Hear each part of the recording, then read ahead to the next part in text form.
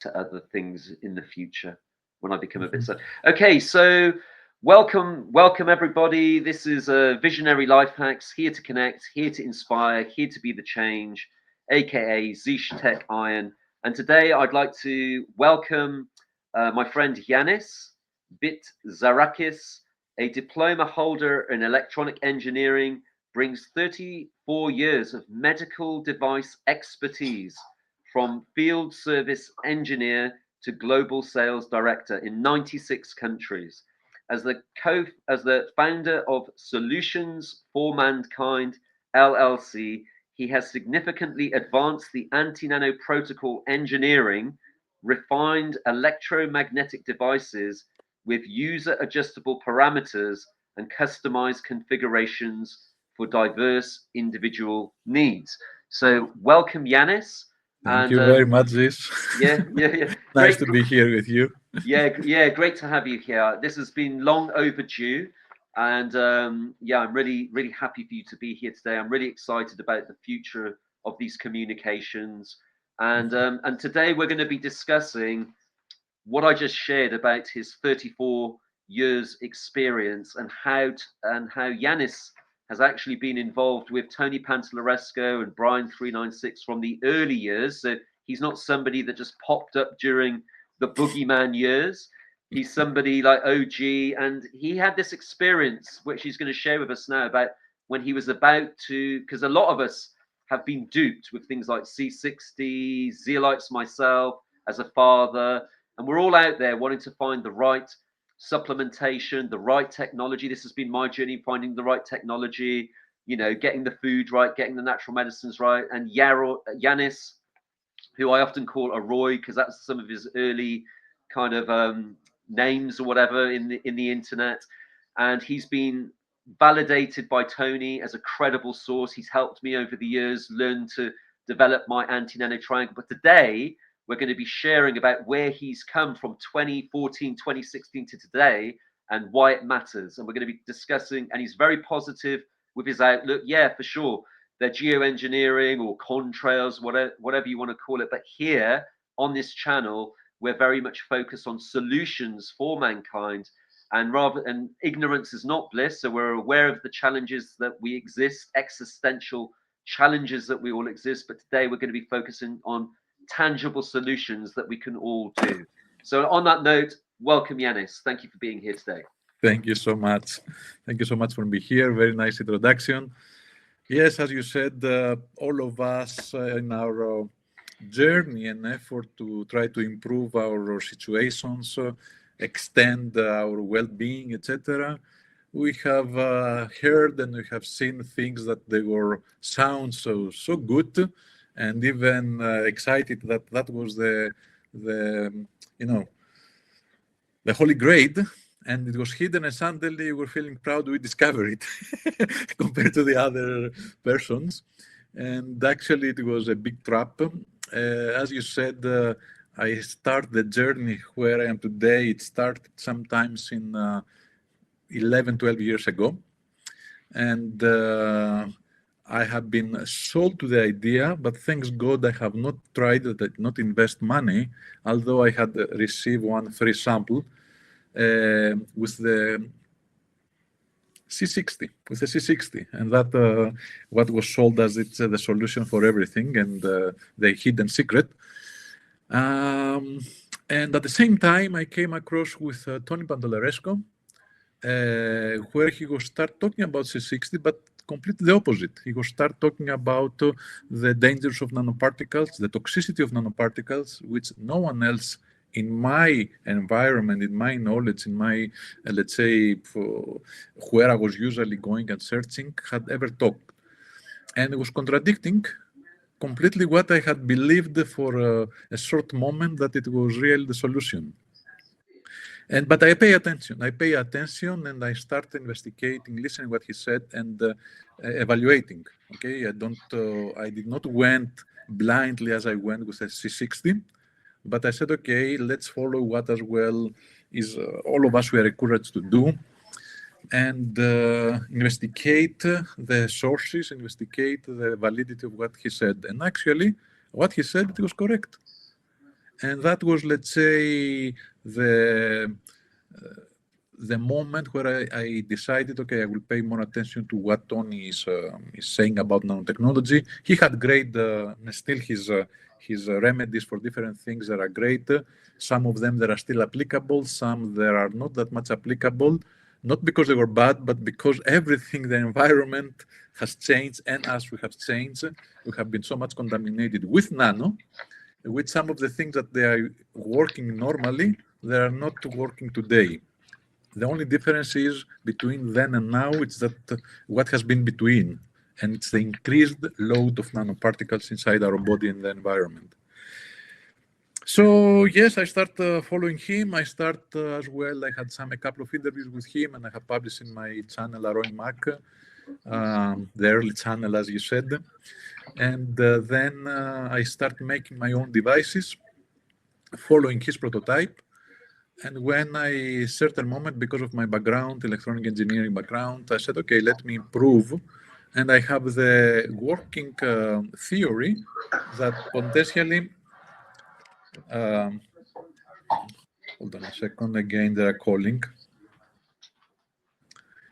That potentially, if we just, not just having the pulses, the device is pulsing, but if we change the frequency of the devices, potentially we can have something. Are you there? Oh, yes, sorry. My son just came in. Sorry, I'll just mute myself while you're speaking. Yeah, no problem. Simply, it disappear the screen. Let me find you again. Here we are. Because I received a call in the computer this time, and it messed up. Sorry for that. Potentially, we can edit this part. Anyway, so I started building my device. I designed a device that it's not based only on the flasher, relay, which is the automatic switch of the AntiNano device that Tony has shown, but as well, we can change the frequency and the duration of the pulse. And that was the theory or my idea that potentially different nanoparticles, different materials, they can react differently in different frequencies. Of course, the frequencies is not huge frequencies. We are talking about 1 to 27, 30 hertz, which is why I chosen these frequencies, because these frequencies, our body is compatible. The Earth resonates in this range of frequencies. So our body is compatible with that. And indeed, with the usage all these years, since let's say now 10, 12 years since I had this specific model, and other users that are using this, we saw that indeed in lower frequencies, 1 to 4, we see different things coming out in the bathtub when we're doing the detox bath, and in higher frequencies, up to 27, we see different things coming up. So I started developing this product. I showed it in the channel, in my YouTube channel, just showing that what I have built, not to sell, nothing, just sharing the information. And suddenly it was interesting for people to say, okay, can you build this one for me? Can you build this one for me? Can you build this one for me? So I start, let's say, building devices, the next level, improved from the prototype that Tony had. So, of course, I had discussed it with Tony, and of course, he was saying, of course, if there's something that we can improve it, let's improve it. And he was happy that people, they start getting they taking what he has done and make it even better to help mankind. And okay, all through these 12 years, it was not only product, but as well research to understand better this the toxicity of nanoparticles and how we can, what countermeasures we have against them. And thanks God, we have some measures. It's not easy solution, it's not fast solution. It takes time, but we are not hopeless. Yes, yeah. Okay, yeah, thank you. Yeah, thank you for this. And so obviously, like, what's good about Tony is he shares like very simple, basic, salt solutions, acid solutions, very, very simple, isn't it? Like what he's sharing is simple. So you're saying that some of those things have now changed. Now, that's one thing, right? Things have changed. For example, when he was talking to Gwen Scott, and I listened to some of her early stuff. And if people haven't listened to the interview with Bye Bye Blue Sky, I'll put a link down below so people can do a bit more research into the early days where Brian 396 and Tony were coming together from talking to Gwen Scott, because originally Tony thought he had Lyme's disease. And then I think what he learned then was actually it wasn't, it was synthetic biology. Now, what Yanis is saying is because he's been in this field, that they've been able to. So I suppose one question will be, because this is obviously, there's a lot of misunderstanding, isn't there? There's like people talking about, so here we've got nano engineered nanoparticles. It's very clever what they've done because we can't see it. So what can people do if they want to do their own? Well, maybe you could share some of your story about what you did, from hearing that C60 was good. Touch wood, I never ever took it. I was like, yeah, I get the whole Buckminster Fuller, I get the whole structures of like these domes, but why would I want to? And then I actually seen Tony's little piece of literature saying that it was deemed an asbestos. Now a lot of people will be like, well, it's natural. That seems to be a common theory, doesn't it? People go, well, it's natural, and I'll go like, well, yeah, arsenic's natural, isn't it? Exactly.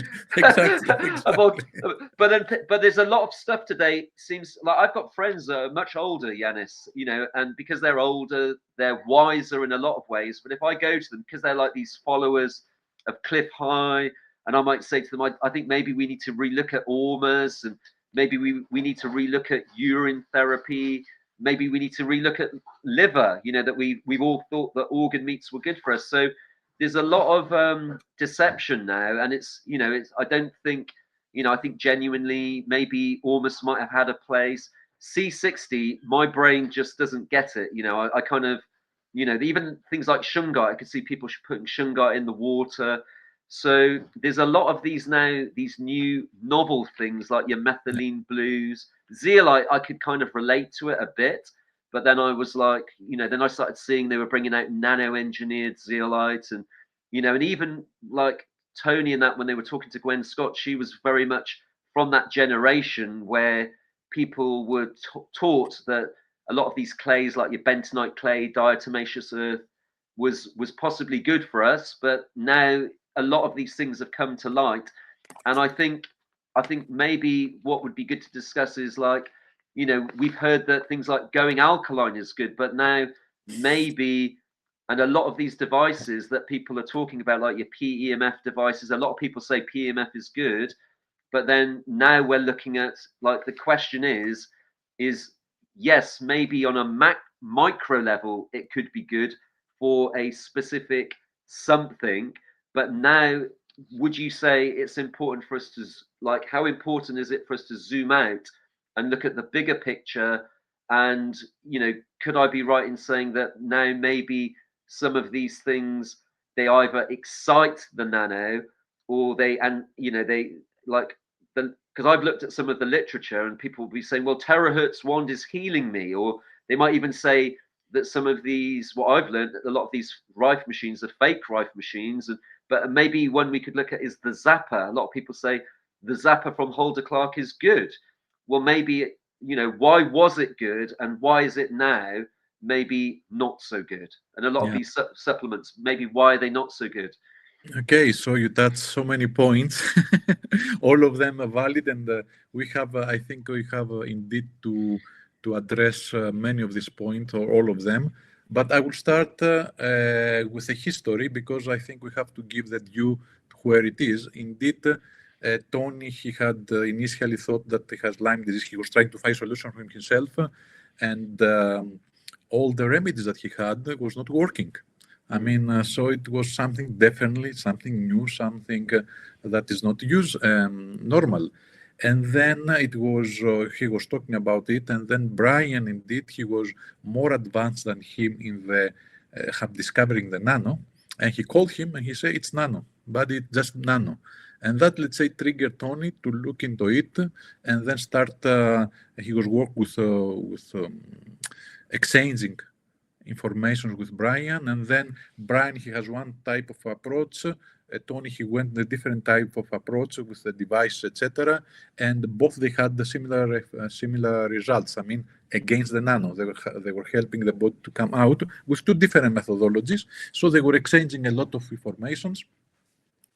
And then, yes, Glenn Scott, he came in the picture. They were introduced. They had some discussions together.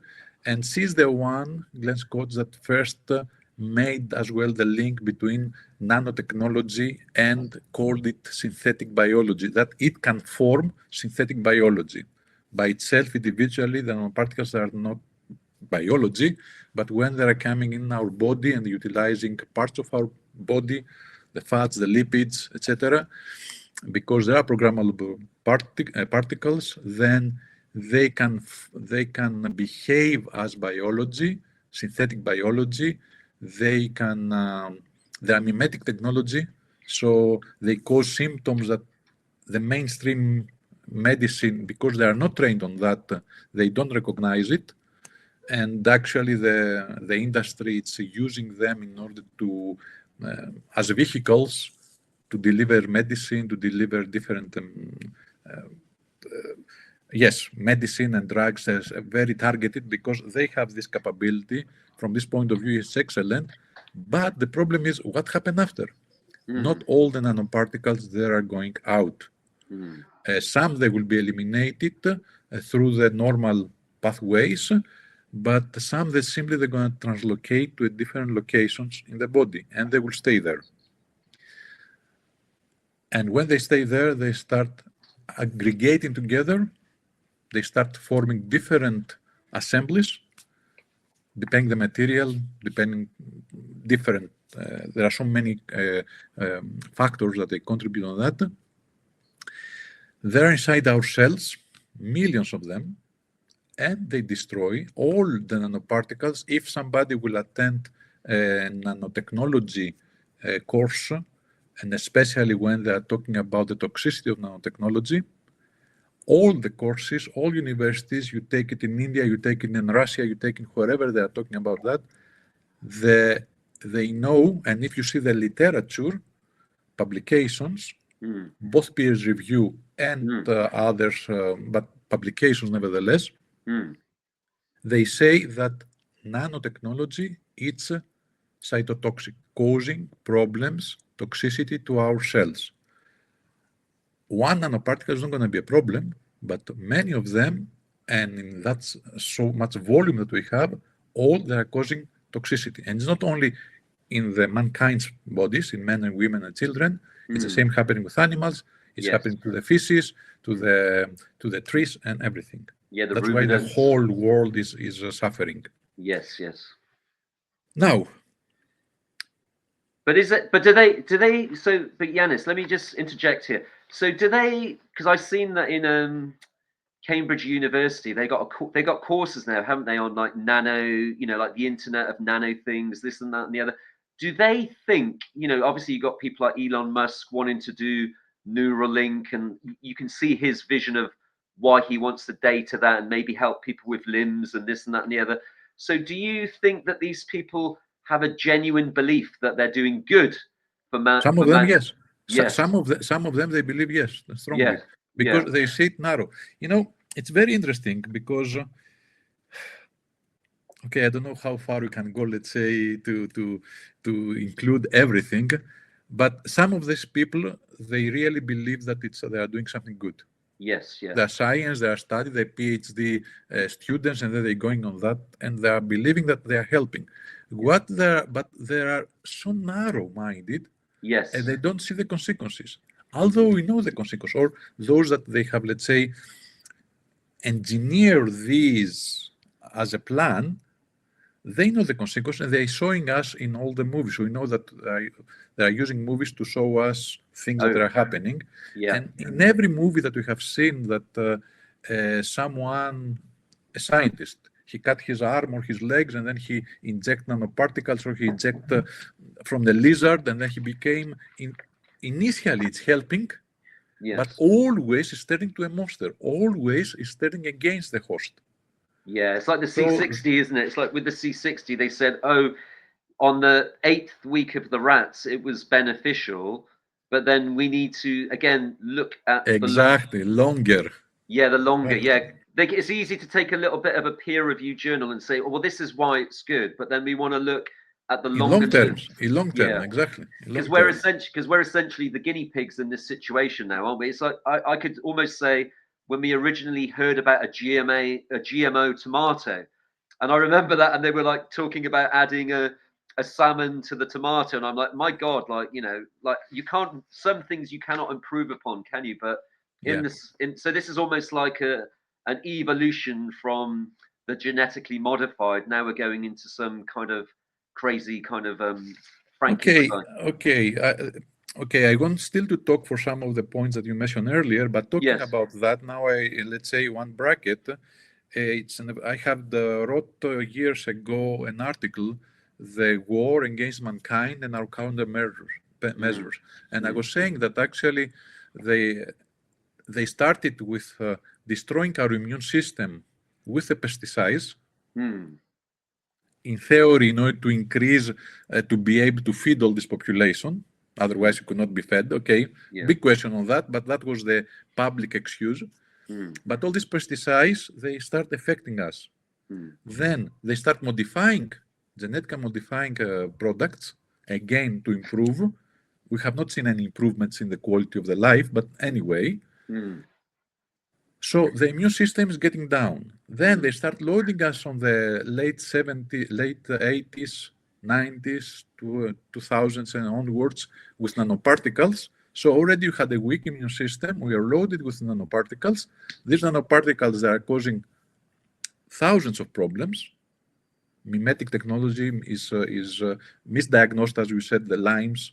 Many times it's actually nanoparticles. Some they call it Morgellons. Morgellons basically it's engineered nanoparticles. It's not an alien or something else alive.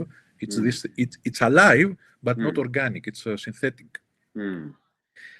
And all of that with what some people they ask me, okay, what for? Why they are doing all of that? Nowadays we start seeing why you are doing all of that. You talk about the Internet of Things. The objective is to connect the human body to the AI with the internet, because our DNA, this is the real reason, our DNA, it's a huge source of energy and capacity and computing power.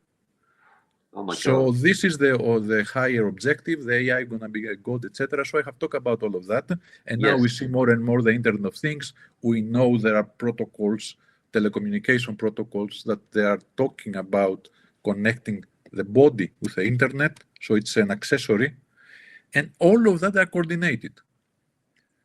As time is passing, we see more and more of that. 10 years ago, somebody would say, this is impossible. Now already you said in the Cambridge University, they are talking about, they have courses about Internet of Things. So we see how all this, they are coming together. And what is our solution, or our, let's say, defense mechanism? We have to disengage the nanoparticles in our body. We have to reduce the amount of nanoparticles in our body, what we are putting in our body. We have to take it out. We have to repair the damages that have happened from the nanoparticles in our body. And of course, we have to reduce the exposure to sources that they are activating them, because they're accumulating, they can be problematic, but at a certain moment, when they are hit as well with electromagnetic frequencies of high frequency or low frequency, it depends really the type of wave that is hitting. These, they can start energized, they can be activated, they can create crystals, they can create nodes, they can create emitters and receivers in the body. So we need to protect our body and help our body to remove them, all of them out. And this is happening with electromagnetic pulses. This is one of the most efficient and faster way. There are some other ways as well, but it's much slower. But we have to be careful, because not every electromagnetic pulse is an AntiNano pulse. Mm. The AntiNano devices that I'm making, their electromagnetic pulse is PEMF, pulsing electromagnetic fields. But they have very specific characteristics. The waveform is specific, the frequency, the amplitude, the power. There are other devices, PMF, that, as you said, they may be useful and beneficial for anything organic in our body, to heal our nerves, to heal our muscles, to relax our muscles, with the right wave, pulse wave, square wave, monophasic, not dual phasic. But it's not strong enough, the amplitude is not strong enough, the magnetic field is not strong enough to disengage the nanoparticles. And on the contrary, it can activate them because it's a little bit, so they're getting some energy. Before continuing with the devices, since we talk about energy, to see how much does not require a lot to be activated, I have one friend, customer, I mean, he has not bought a device from me, but he has bought a consultations and he has built his own devices, who is mastering Qigong and some other things like that, okay? Yes. And he had so high his energy that the nanoparticles, they were activated from that. He got exposure with something, but because his energy was so high, and or whenever he was putting his energy high, he could see that they were fed and they will start scrolling, they were activated. So even the heat of our body, the moves of our body, it's energized them, but even the energy, you know, the chi, as they call it in Asia, can energize them. So if we have pulses from devices that are not strong enough, as with a non-triangle, for example, or the bucket, this energy, even if it's the right frequency, even if it's the right waveform, if it's not strong enough, it can energize them. Or the AntiNano device that we have, if we start using them with very high frequency, this one as well can energize them, because it's so close the pulses together, which for the nanoparticles like continuous current, so it's energized them. So the line, the specifications actually, the specifications are very narrow. Rife machines, Zapper, Dr. Clark, etc. Are they useful? Yes. They are useful for anything organic. They are useful for what they have been designed to. There are PMF, but they are not AntiNano PMF. And the contrary, they can activate the nano. And not they can, they will activate. Initially, the nano, what's happening? When we attack them, maybe they're gonna use, let's say, the rife. There are people that have used the rife of the Zapper. And initially, they feel well. The nanoparticles, if they will not be disengaged, when they will be attacked, they retreat, let's say, but then they come back stronger. They find ways to repair. They are self-assembled, self-repair, self-building up, etc., etc. So these devices, they can activate, even if initially we feel well, at the end, it may come back to hit them.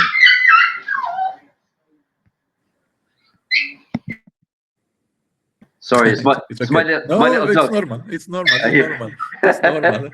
It's natural. You're on the farmyard. You're on the farmyard. My apologies. Yeah. No, why apologies? Why apologies? She wants to go out. I've just got a little puppy. She's like, let me out, let me out. Yes, my youngest just went out. She wants to. She's such a character. So these devices, yes, they have their role. They have the usefulness. I don't discard them. But we have to be careful how we are going to use them, because we are not living, let's say, on the 80s or on the 90s. Yes. We have so much nanotechnology inside us, which is many of the nanoparticles are conductive. So we have to be careful what we are using, because the environment is completely different, the external environment and inside our terrain. How they can use it, those that, for example, they have parasites inside them, they have something. Although Tony Panteleresco, definitely he says do not use it for the risk that we have with the nanoparticles, definitely. But because some really maybe they need this device because they have really organic problem, organic parasites, organic biology inside them that they need to heal. What I recommend is if somebody needs it, he has to start the AntiNano protocol, which we're going to discuss what is the AntiNano protocol. Already I mentioned, but we're going to go a little bit more in details. Yes. He has to start the AntiNano protocol for at least several months, 6-7 months for a year, and follow. So he's going to reduce the amount of nanoparticles in their body, his or her body. Then he can use, let's say, he has in a session with the AntiNano device, the triangle. Then he can use the RAI for the Clark or whatever device for the session that he needs. Follow the gain with the AntiNano device. So we disengage, we use, let's say, to attack the organic parasite, the organic biology, and then again, immediately after, use the AntiNano device to disengage and to neutralize what potentially may have been activated with this extra energy from the other device. Yeah, so we've got to now discern between. So now, not only do we have the original challenges that we may have had in the past with, parasites, terrain theory, Yes. things going on. Now we've got to factor in to be educated now, not be ignorant, and think, well, okay, there's enough evidence now to show us that there is a synthetic biology. We must now start to cater for this. So with this in mind, I've created a load of questions based on, some of the problems, about the AntiNano device. So if and when you're ready, we can get into those questions and we can start to go through those as well. Sure. Let's go ahead. Yes, I mean the topic is not it's not exhausted in one conversation. It's so wide, and even the AntiNano protocol, it's one part is the nano devices, the other part is to reduce the intake. Intake, we can talk so much about that. The other part is to flush them out. How you can flush them out? Several ways. Repair the damages that they have caused, enzymes, minerals, etc. Protect our environment, our exposure to the EMF, and I have added in Tony's protocol, this is the 5 basic of Tony's protocol, and I have added as well something that I find it's quite important, optional, but let's say highly recommended.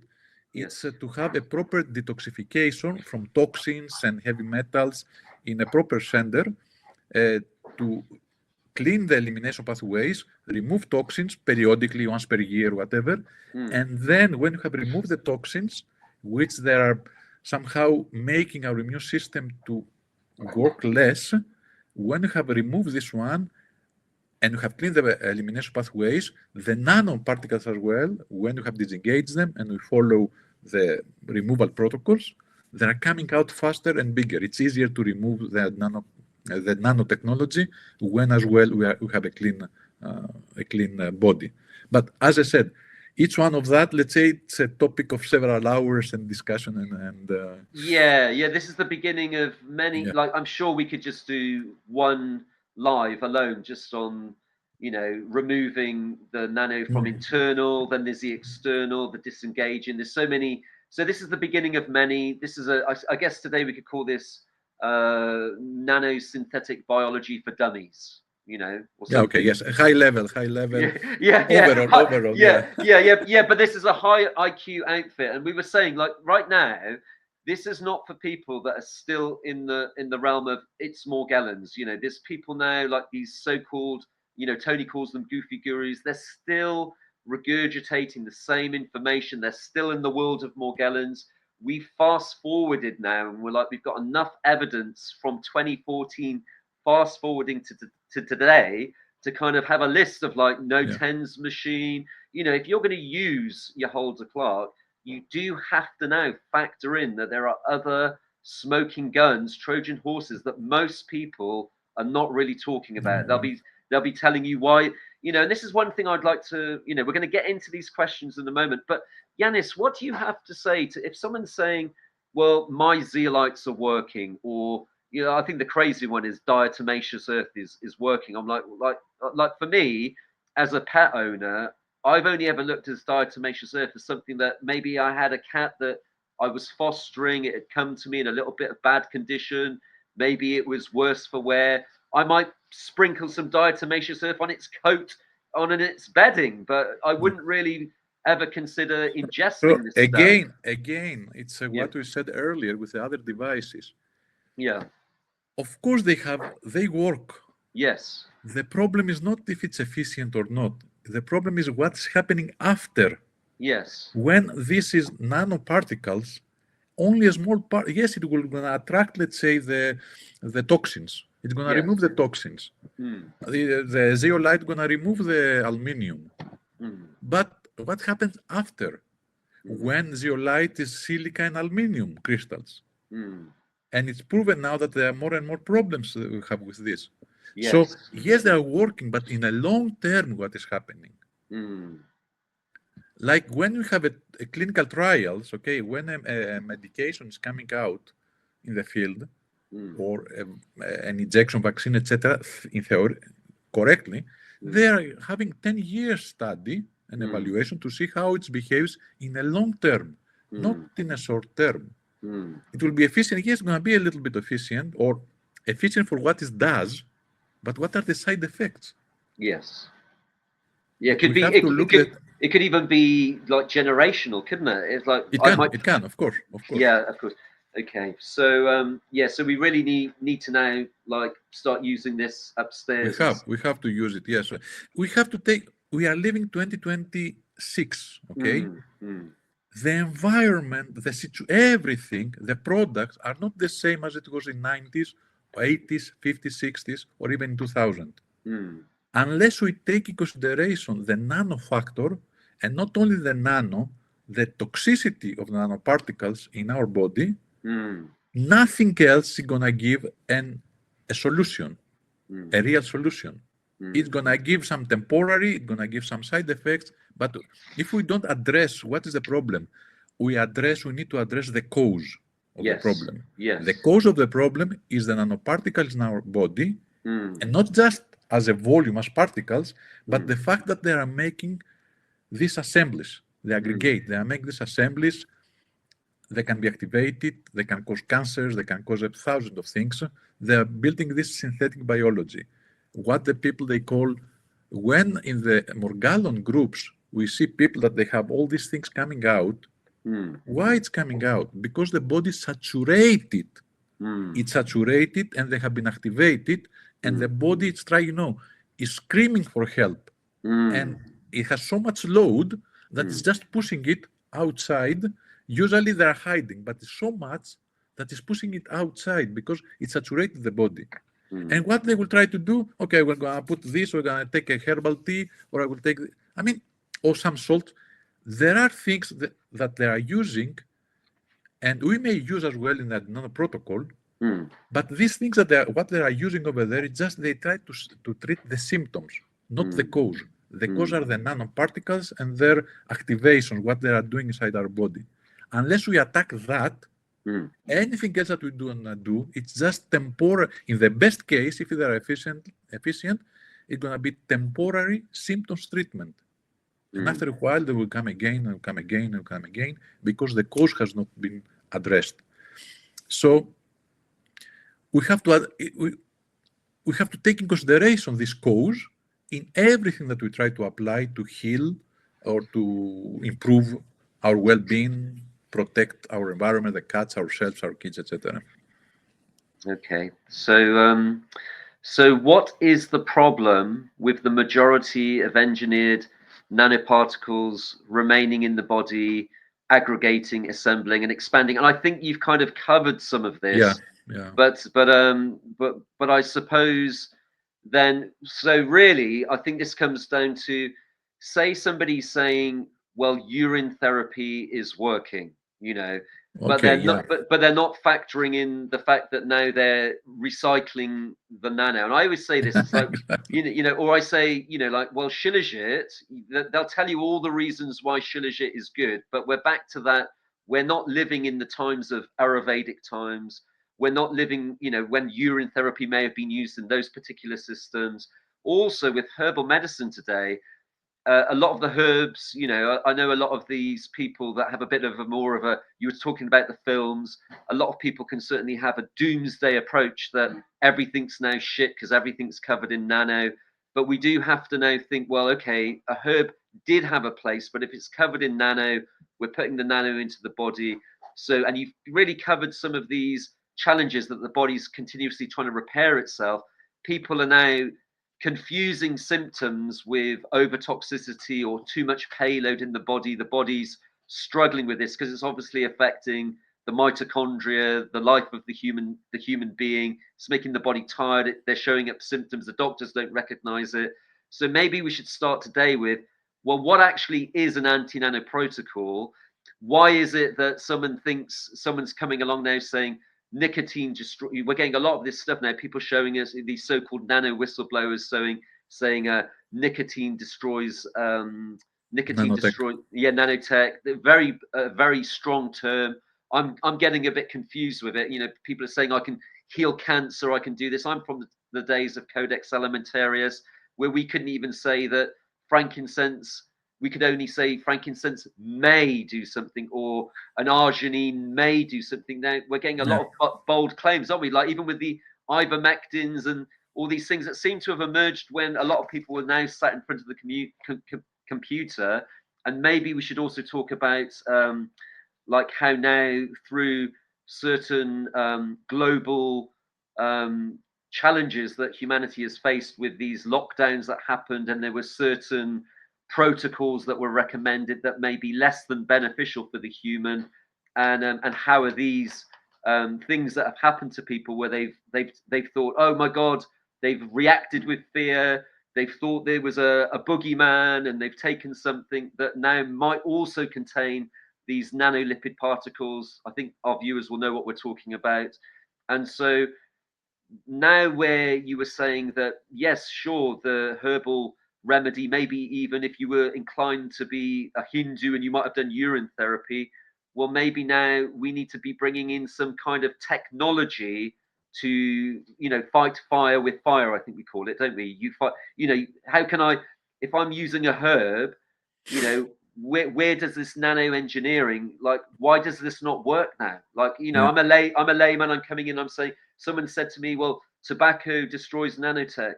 Well, why is it that this tobacco that they're showing us on these slides that it's destroying it, or they're showing us now that these golds are destroying it? I get that a lot, the golds destroying it. All these claims are coming up that something organic is destroying something that is synthetic, biological. So like what is the nano protocol and how does that work? Okay, yeah. Okay, before going to the AntiNano protocol, let's remind that the herbs, for example, because you mentioned the herbs. Yes. Anything and everything that grows outdoors, yes, is loaded with nano today. Okay, they spray the skies, and everything that's over there, it's coming down. So there is nothing really organic, as you know, clean from chemical pesticides. Yes, maybe the field does not have chemical pesticides and it's with natural things, with manure and other things. But organic, there is nothing because of what's coming from the sky. The fruit, the vegetables, everything that grows outside. Indoors, herbs, yes, they can be clean. Yeah. But why these herbals and the chemistry cannot help with a nano? Because they are not designed to help. How, let's say, any herbal or nicotine, when we talk about the nicotine, can destroy silica, nanosilica, can destroy carbon, can destroy silver, can destroy titanium.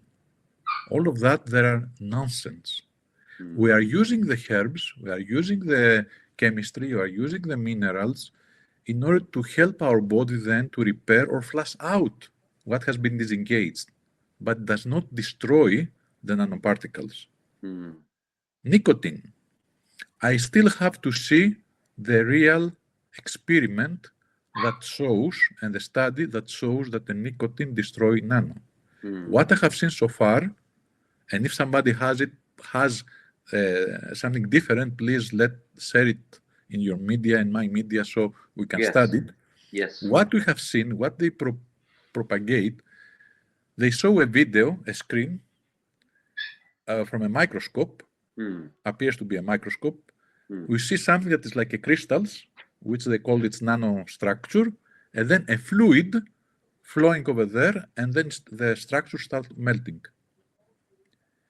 We don't see from the beginning what was put on the microscope. We don't have any proper study when you are doing studies, you know, for whatever, for drugs, for lab tests, etc. There's a clear protocol where it says what you are using, what batch you are using, how much you are using from that, what machines you are using. Like a white paper, shows you the whole. Yes, so it has everything has to be documented. So let's say we can day one, day two, you know, everything, and then if somebody wants to repeat it, can repeat and see if it has the same results. Yeah, we need that, don't we? Yeah. Yes, we see a video with something crystals that melting with a fluid, which the speaker says that it's nicotine and it's nano. It can be salt and water. It can be sugar and water. How do I know? Yeah, how do we know? Yes.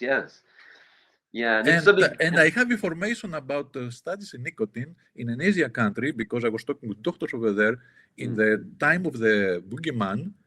Of course, down there in a specific country, they try a lot of things, and they try nicotine, and they stop the trial because it has no result. They were wasting the time.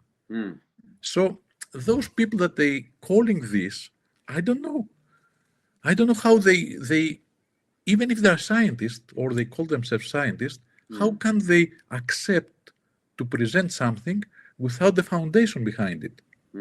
Just a video that proves nothing. Maybe it can, but give me all the results. And so somebody can repeat these experiments and validate it. Yes, yeah, true. You need to see the whole trial, because that's only how the next person can then create a new paper based on those findings and expand it, is either beneficial, and this is actually quite important. We want to know, there's always going to be something, okay, for example, zeolite, there'll be the trials to prove to us that it's beneficial, but we also, because we don't know what this is saying, like you were saying about the 10-year study, we will also need to know if there's a toxicology around this, and is it beneficial? So you can't always look at it as, you know, of course there's going to be a bias if someone's selling something and they're going to be like, my zeolite is great, but we also need to be asking, well, what is the That's the important question. Yeah, what is if somebody, you know, if somebody wants to look further, he can just go to a website which is called academia.edu, from education, edu, and simply type toxicity of nanoparticles or nanotoxicity, something like that. There will come 300,000 plus papers. Some of them they are peer review, some of them they're just white papers, some of them there are PhD theses, but there are so many. And many of them, they will say, okay, the nanoparticles are so much wide, but used, but we don't have a lot of things for the health or how it's affect the environment. They start, you know, creating, looking on that, and they're coming out with problems. But there is no regulatory framework. Now in EU, they have started put something for some cosmetic products, because what's inside the cosmetic products. I'm going to talk about this on what you can do in the protocol, as you said. But still, there are approximately 148,000 tons produced in 2024. And I just published on Monday, I think, in my Substack, the summary of a study that was done in 2010 regarding the effect of nanoparticles inside the cell. Oh, wow. Some materials, some elements, actually, they were causing the cell, tricking the cell, and the cell was behaving as it's hypoxic, as it does not have oxygen, because of the nanoparticles. Suffocating the cell, the body, actually. Oh my God. It was all, he said, all nanomaterials, they penetrate in all the cells from different species. So it's going inside. Now, the other claim regarding gold. Actually, I was in a group where this presented the first time. I was inviting the group from David Nixon, the doctor in Australia, And he had a working group with different scientists, electronic engineers, doctors, biologists, chemistries. And there was one doctor from Korea who was studying the graphene or something like that, and he was using nanosilver. Even she was saying that it was so difficult to get it in Korea, and she had found a source in Netherlands, and they were bringing it. And over there, she had put nanosilver in some petri dishes, and then they were observing how long it takes and what will happen. And yes, we could see some disformation of the graphene or the nanostructure. But what I told them in that group, I said, yes, all of that, it's happening, but it's in vitro, meaning outside the body. Right. Inside the body, the conditions are completely different. A little bit the temperature to change, it changes the behavior of the nanoparticle. A little bit the pH to change, it changes the behavior of the nanoparticle. So what we see in vitro, it may give us some indication, but it's not a guarantee that the same is happening in vivo inside our body. And it's impossible to fight nanotech with nanotech. It's not working like that. You just add additional nanoparticles inside the body. Right. Okay. Yes. Yeah. Because they'll be like, "Hey, you're a friend. How am I?" I think the key word I'm getting here is there's a sense of utilization, isn't there? If I eat a vegetable, I know that my body's going to take certain aspects from it, and so now we're bringing in this nano. That nano has obviously been carefully crafted. It's a very carefully crafted plan, and these different kinds of nanos. So, for example, like silica, it's rife in everything, isn't it? It's like in every toothpaste. It is in every powder. It is silica. It's crazy. It's crazy. And not only the silica. Okay, lipstick for the ladies. Let's start with cosmetics. Lipstick with the ladies. Most probably they contain iron oxide in nanoscale to give this red color. Most probably in nanoscale. All the sunscreens that they are white, the white cream, if you read the labels, they have titanium oxide or titanium dioxide because it gives more white. It makes the white more bright. Oh no. They say don't go to the sky, put the sunscreen to protect from the sun, and you get cancer from the titanium. Yeah, of course. Now, the European regulations, they have started putting some regulations, let's say, to remove some substances from some cosmetic products, but it's not all the nanoparticles. Silver, nanosilver, all the crops, all the seeds, all the cereals, let's say, wheat, barley,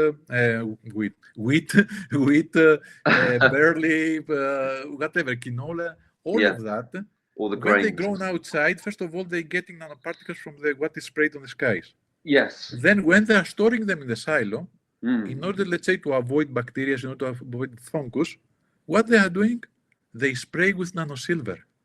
Oh wow! And there's the diatomaceous earth. That was the early for the rats, wasn't it? Yeah, for whatever. And then you have you take this, let's say, the wheat, you make flour, you make pasta, you make bread, and you have all these nanoparticles inside you. Yeah, and because this is the thing. Then it's when you're going industrial, they're putting. I might, if I buy, say, organic flour that's from a large manufacturer, because of the way they've milled it now with the steel, they have to add loads of minerals back into it because they just killed it from. So you've ready. So if you're this is another story, this is another things that is happening in the process that is sad as well. Yeah. So here, I just got to share this. Here, we're very much holistic. So not only like me and Yanis, we're looking at the food. I know Yanis grows his own tomatoes. We'll get into this in a bit, but it's all about the good in the okay, the organics messed up.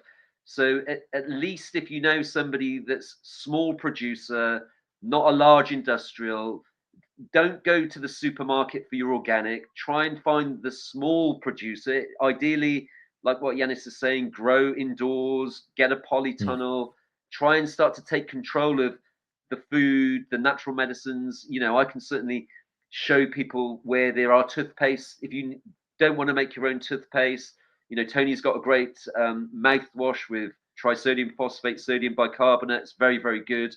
And if you don't have the time to make your own, there are some companies, they're far and few, but you've really got to put that silica head on now because that is in everything. And and now for the women as well, even if someone's going, oh, I've got a non-chemical products, you can go to the health store. The health stores are some of the worst places to go for these sorts of things because it's in everything. I might go to a health store and I'll buy a few choice items. So when you're equipped with this knowledge, you start looking at silica, it's in everything. Everywhere. Yeah, Everywhere. and all your supplements, it's in the supplements, it's in the casing, it's in. So you've really Everywhere. It's everywhere. everywhere. Yeah, it's everywhere. And as you said, it's not only the silica. For example, Yeah. I mentioned the silver, nano silver. As well, many products that they have less salt, which they were using the salt in order to preserve the product, they have nano silver. But beside that, what we consume, medications. I had a few years ago, I had a red spot, and I went to the doctor, and he said, it's fungal, it's fungus, and he gave me a cream. Yeah. So, okay, I will buy it. And I checked the cream, and the active ingredient was nano silver. I said, no way, I'm not going to use this one, even if I bought it. So I took coconut oil, Yes. and I mix as well. I put essential oil of thyme and oregano, which all of them, they're antimicrobial, antifungal, and I applied it 24 hours. It's gone. Yeah, Yanis, guess what? I went to my chemist the other day. He's a great man. I used to talk to him about essential oils. The other day, a gentleman goes into the chemist on Saturday, and he's asking the ladies behind the counter. He's going, "Oh, I need something for toenail fungus," and they speak to him in Welsh, and then the chemist comes around, Adrian, and he goes, "Oh, what, you want something for your nails for the fungus?" He says, "No, it's not for me. It's for my wife." He was like a little bit embarrassed. Okay, Said, and he was going, "What have you got behind the counter?" He said, "I'll just go for some of that tea tree oil." And I was saying to him, "Yeah, and you could add some bicarbonate." Yeah, and you're right. The coconut oil is antimicrobial fungal, and and I said you could even put in some white vinegar to get it all, and play with it. But isn't that great that the chemists are so good. He's still got the honey on the counters and stuff. Not, I don't know a lot. I know Tony will often say, "Oh, the bees it's all messed up," but I'm like, no, there's still good out there. And if you're going to the smaller producer, at least I think that the main takeaway here right now is like just get away from the industrial, get away from the click organic and all that rubbish, and really try and get into less is more, keeping it simple, stupid with everything, isn't it? Like people say, like a great one now is activated charcoal. Well, I'm like, I can look at a 1900s physician book. Yeah, it's got charcoal in there. It's got borax in there. It doesn't have activated charcoal. You people need to say, well, what has made this activated? So from a gardening perspective, that might mean to me, pee-peeing on the charcoal, from the fire. But like, just have a barbecue, like have a nice piece of steak, and there's a little bit of charcoal. That's your charcoal. You don't have to go into all these novel new ideas of I need. I mean, and because this carbon, I mean, if somebody has a poison or whatever, yes, it will help. Food poison gonna help, but the point is, what is made from? Yes. If you take the pill, most probably the majority of the products nowadays, they will be in nanoscale. So they have been pulverized down to the nano size, and that is, it's going to take out the toxins. Yes, it's going to take the toxins, but it's going to give us as well what it will remain, because not everything will be eliminated. I mean, from the nanoparticles, from the carbon, they will remain inside, and then we have other problems with the carbon. What problems we're going to have? Please, people, listeners, audience, go and do as well a little bit of your research. Go to academia.edu or anywhere else and check toxicity of nanocarbon. Yes. In other books. Yes. Yeah. So, well, what was coming up for me with the carbon, isn't it, Yanis? When I first heard that it's harder than a diamond and tougher than steel. Yes. It's like, and like with this C60, like we have to ask the question, why are they putting it in with olive oil? And so if the body isn't recognizing these things, it's going to have to store it somewhere, and it's going to put it in the fat. And the brain is fat, and so it is exactly. So it's like we're putting one thing in to help ourselves, and then the other hand we have a smoking gun that is delivering more problems. And most of our viewers will know that from a normal perspective, that often you might go to see somebody, like the Yanis was saying, he was going to go and get a cream, and all this cream was loaded with all these problems. But if then we go simple and we go coconut, oregano, thyme, it's simple, the body can recognize it, it's going to utilize it. So we don't want to be putting things in now that the nano is utilizing. We need to kind of like, let's start to discern that and think, okay, less is more. I want things that are going to address this immediate system with this one condition, you know, and keeping it really, really simple. The nanoparticles, as soon as they enter in our body, they creating around them what is called protein corona. It's not a corona protein that we know from the boogeyman, but it's called in a bibliography protein corona. This start immediately the self process, so the body start not recognize it. That's why the immune system is not expelling them immediately, because it cannot see them. And then, as you said, they love fats. They love fats. They will gonna go where are the fats. They're gonna use the fats. They're gonna store in the fat organs. And over there, they start them creating the different formations. For whatever reason, when you hit them with with magnetic pulses,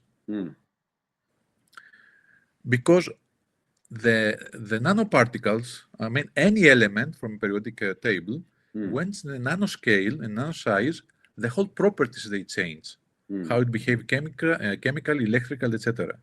So when we hit them with the nanoparticles, for whatever reason, then the body can recognize them and flush them out. That's why we see when we are using the nano devices, we see things coming out bigger and faster than even someone does not have symptoms, I mean, does not see it by himself. If you're going to use the devices, they will start coming out. And then we help the body with the flush out techniques that we're going to talk. But it's unbelievable that unless we hit them with the magnetic pulses, nothing is happening. As you said, how something can destroy the carbon, which is harder than diamond. So we are so much loaded with all of that. Nothing chemical or herbally can affect the cause, the nanoparticles. We need technology to fight this technology. And yes, it is simple, simply electromagnetic pulses, but here I would like to give the example of David and Goliath. Yes. Everybody knows this story, even if they are not believing the Bible, but they have heard this story. Yes. Okay, Goliath was, let's say, the high-end soldier of the Philistines back then. And David was just a shepherd. Okay, he had the help of God, but with a very simple technology, he took a stone and a slide, and he threw it, and the stone hit the high-end technology and put down the giant. And then he used its own technology, so David took the sword of the Goliath and cut his head. So simple solutions, as simple as they are appearing, when it's the right one, at the right specifications, he can take out this advanced technology. And this is the solution that we have as a countermeasure against this. As we said, it's not an easy task.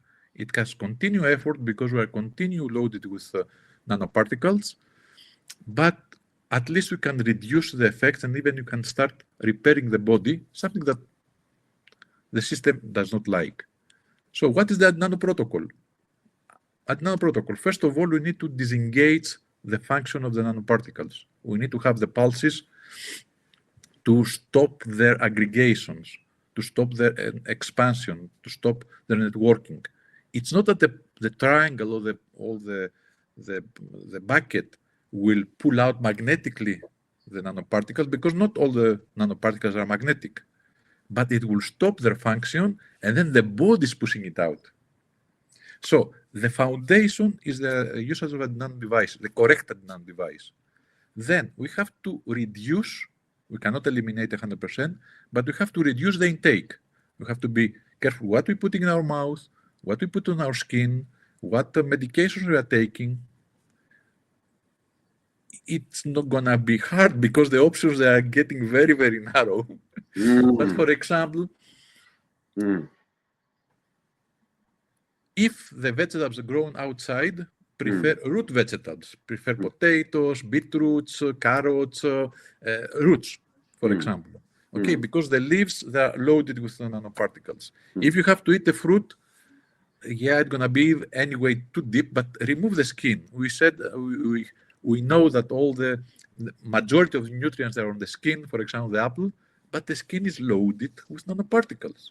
That's why many people, they are going with the apple cider vinegar. Yes, great vinegar, but it's loaded with nano, and especially if it has the mother, because it's done from the skin of the apples. And all the studies that they have been done about the apple cider vinegar, it is the distilled form. So yes, go get this vinegar, but buy the distilled one, which has passed the distillation and has removed the nano. Example. So we have to be careful what we put inside, what choices we are doing to drink, to eat. Vegetables and fruits, there are ways to remove the nano. Maybe I can give an example here. For example, you can take the vegetable, instead of eating it as is, you juice it. You take the juice, you put it in a blender, you put 1 spoon, 2 spoons of oil that is not getting solid with the cold, olive oil, for example. You blend it for half a minute. As we said before, the nano, they love fats.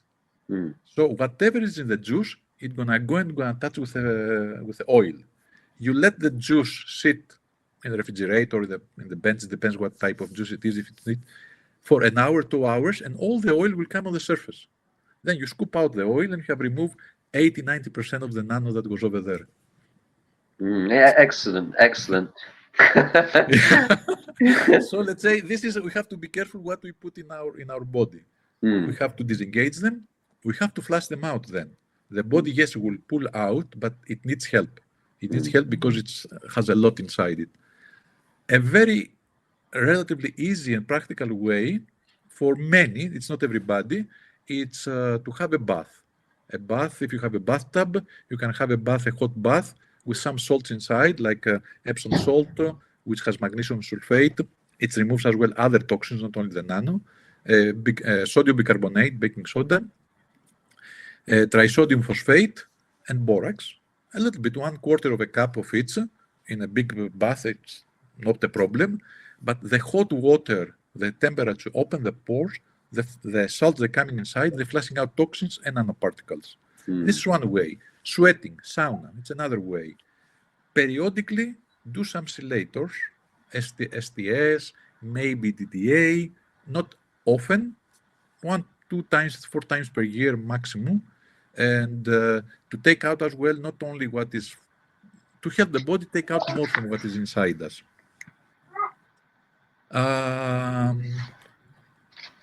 Then we have to help our body repair the damages. How we repair the damages? We have to give the body the building blocks, enzymes, minerals, vitamins, and depends where is the damage, nervous system, brain, etc. You can specific enzymes, chlorides as well, minerals in a chloride form. So we help our body to start repairing its damages in a cellular level, mitochondrial level, and even gene level and DNA level. Attention here, we are not talking about the modified DNA from the mRNA. We are talking about damages. Let's say, imagine our DNA is a wall of bricks, and it has received stones or bullets, so it has holes, so it has been destroyed, and we try to repair that one with these building blocks, the enzymes and the vitamins and the minerals. Those that they have the mRNA, especially 3 dosage and above, it has completely modified. So it's not anymore from bricks, it's bricks and metal, it's something else. It's genetically modified organ, because that was the job of mRNA, to change, to give a program to start producing something that was not there before. So how much is going to work this on these persons, we don't know. No, it's uncharted territory, isn't it? And yes, exactly. It's still too early. It's still too early. Yeah. And then the fifth element is to reduce the exposure to sources that activate them, EMF sources that activate them. What are these? Of course, mobile phones, Mobile phones. Wi-Fi, Yep. the blue light from the screens. So I see you are wearing the yellow lenses, which is excellent. My glasses as well, they have a layers to filter the blue light. I have this hat, you know, it has inside EMF blocking material to protect my brain. I have here the textile that's blocking as well. When I work many times, I put on my back, I put on my lap. If I have the computer with me when I'm traveling, always I have this on my lap because it's working. And I have videos that they show that it's working. Yes. So we have ways to reduce the exposure to the harmful EMF. Someone who's on the house, ideally they can seal their house with proper painting and other materials. In the night, turn off the Wi-Fi. Yes. So at least when the body is sleeping, is not vibrating with 2.5 gigahertz or 5 gigahertz, which is the Wi-Fi, the first harmonic of the 2.5. And guess what? 2.5 gigahertz, it's exactly the frequency of the microwave oven. And our body was sleeping and it's vibrating 2.5 million times per second, the cells. So how the people they can rest? They cannot rest. Yeah, no, they can't rest. No, and also these things actually, because I was looking into so this is quite interesting because things like when someone's talking about the terahertz or whatever, it's like we have to look at, again, going back to those studies, you can see that they're using these specific frequencies. They might be using light as a frequency. They're using these things. So these are the building blocks to help this technology. So the more we can, we've got to get back to old school, haven't we, Yanis? So it's got to go. Yeah, and you know what we are saying here, it's not a theory. It's not. Rise University 13, 14 years ago, it shows that. They put the and they were excited, weren't they? They were really excited. They were like, of course, yes.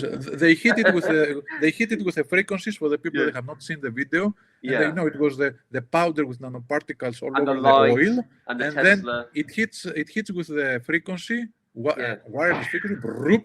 They create chords. Then you cut them. You hit them again with frequency, chords again. They came back. Repair, that's years ago. That's a long time ago, isn't it? Yeah. Yes. Yeah. It's 14, 15 years ago. Yeah. Now they've got these nano things where they're using, because like obviously you got 5G. Now there's the 6G, and there's soldiers hearing the voice of Allah and running away. Oh, so, yeah. So I mean, it's a lot. This is combination of, there are some old patents as well that they can influence the behavior of a person simply from the TV, vibrating the screen of the TV. Yeah. And then, of course, if you have all these nanoparticles beside us, it's so easy to put. Well, look at the radio or the newspaper, right? If something simple like a newspaper with the right word set can influence it. And the radio and things, and now we've moved into this digital. Things are, and since the boogeyman, more people are in front of the computer, less people are sleeping. So these simple things now can really, I always say to people, don't take your phone to the bed, switch off the Wi-Fi, try not to have a smart meter, even if they're saying they're going to save you money. You just want to go, like, we've got to really try and get back to the most simple, basic roots. So can people come to you, and if they want to get a hat, or they want a blanket, can they come to you to get a blanket and a hat? Yes, of course. On my website, I have some samples. I mean, I have some products.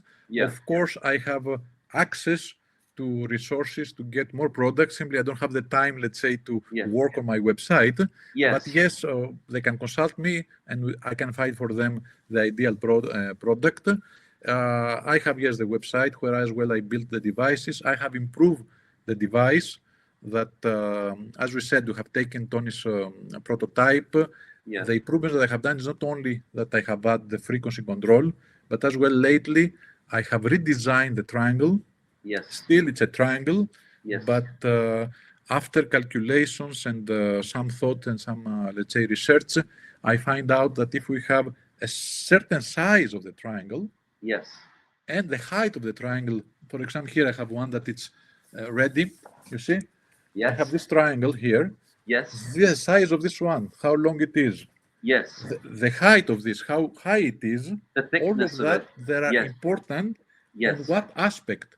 It's important. The design that I have done and repositioning the magnets, I managed to, without increasing the current or without increasing the length of the wire, because the two factors that they influence the density of the magnetic pulse, the power of the magnetic field, is how much current is passing and how many turns we have around the coil. This is a triangular coil. Yes. So without changing this, Mm. simply by designing it and in the specific way that I have designed it and the way that I have done it, Yes. I managed to increase the penetration of the magnetic field, the power of the magnetic field, because now it's focusing the beam, it's focusing the magnetic field more than 20 centimeters, 25 centimeters. I can measure the field, but this is not the important. The important is that I managed to increase the power of the magnetic pulse. Close to the surface, 2 centimeters from the triangle, it's more than 800 times stronger. 5 centimeters, 10 centimeters, 20 centimeters. 20 centimeters, it's almost 70 to 100% stronger than the previous triangle. So I double, let's say, the performance in the far field. And why for me is this important? Because unfortunately, we are living in a world that many persons and users of the triangle, they are obese. They have a little bit extra fat or a lot. Yeah. So using a triangle that is only efficient in the surface, it is helpful, yes, but it's not so efficient. I want the people to remove the nano from deep inside them. Yeah, because there's survival of the fattest. The fat's protecting them, and we need to now get into that fat as well, where it's and beyond, because they will be in the organs, they will be in the intestines, they will be in the liver. Yes. So I have improved, let's say, the triangle. I have not changed the price of that, what I was doing, let's say, with the improvements. And another improvements that I have done, and I have not put it yet in the website, but I just announcing now to you. I have as well in the high-end model on my Triflex Age, the high-end.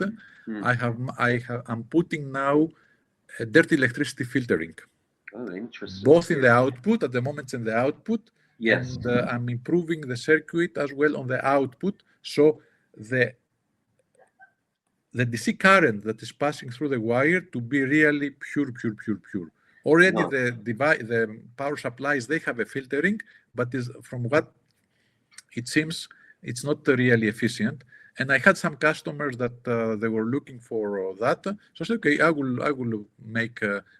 will design something, and I will implement as well the devices. Is that so they could like run it on a battery and an inverter if they wanted to? Of course, because our devices, they are running in DC current, 12-volt DC current. If someone has a car battery or a motorbike battery, definitely they can use it over there, and then they avoid all the dirty electricity, and can be as well, if the grid is down, they can use the battery. The only thing that is requires, and I need to know, is, let's say, to let me know so I can provide an adapter that they can use for that, because now it's designed to be connected in the electricity. But the electronic part inside, the second part, let's say, of the nano device, because the nano device has three parts. It has the power supply, it has the automatic switch, and then it has the coil, triangle, bucket, whatever. The power supply at the moment is mainly on the wall, but it can be replaced with a battery. Simply, we will need an adapter, cables to connect the battery with the device. Only that. Very simple. Okay, so this is good. We've covered quite a lot of our questions, like why do we need an anti-nano device? I think we've covered that. Are all EMP devices anti-nano? If not, why not? Yes, as we said earlier,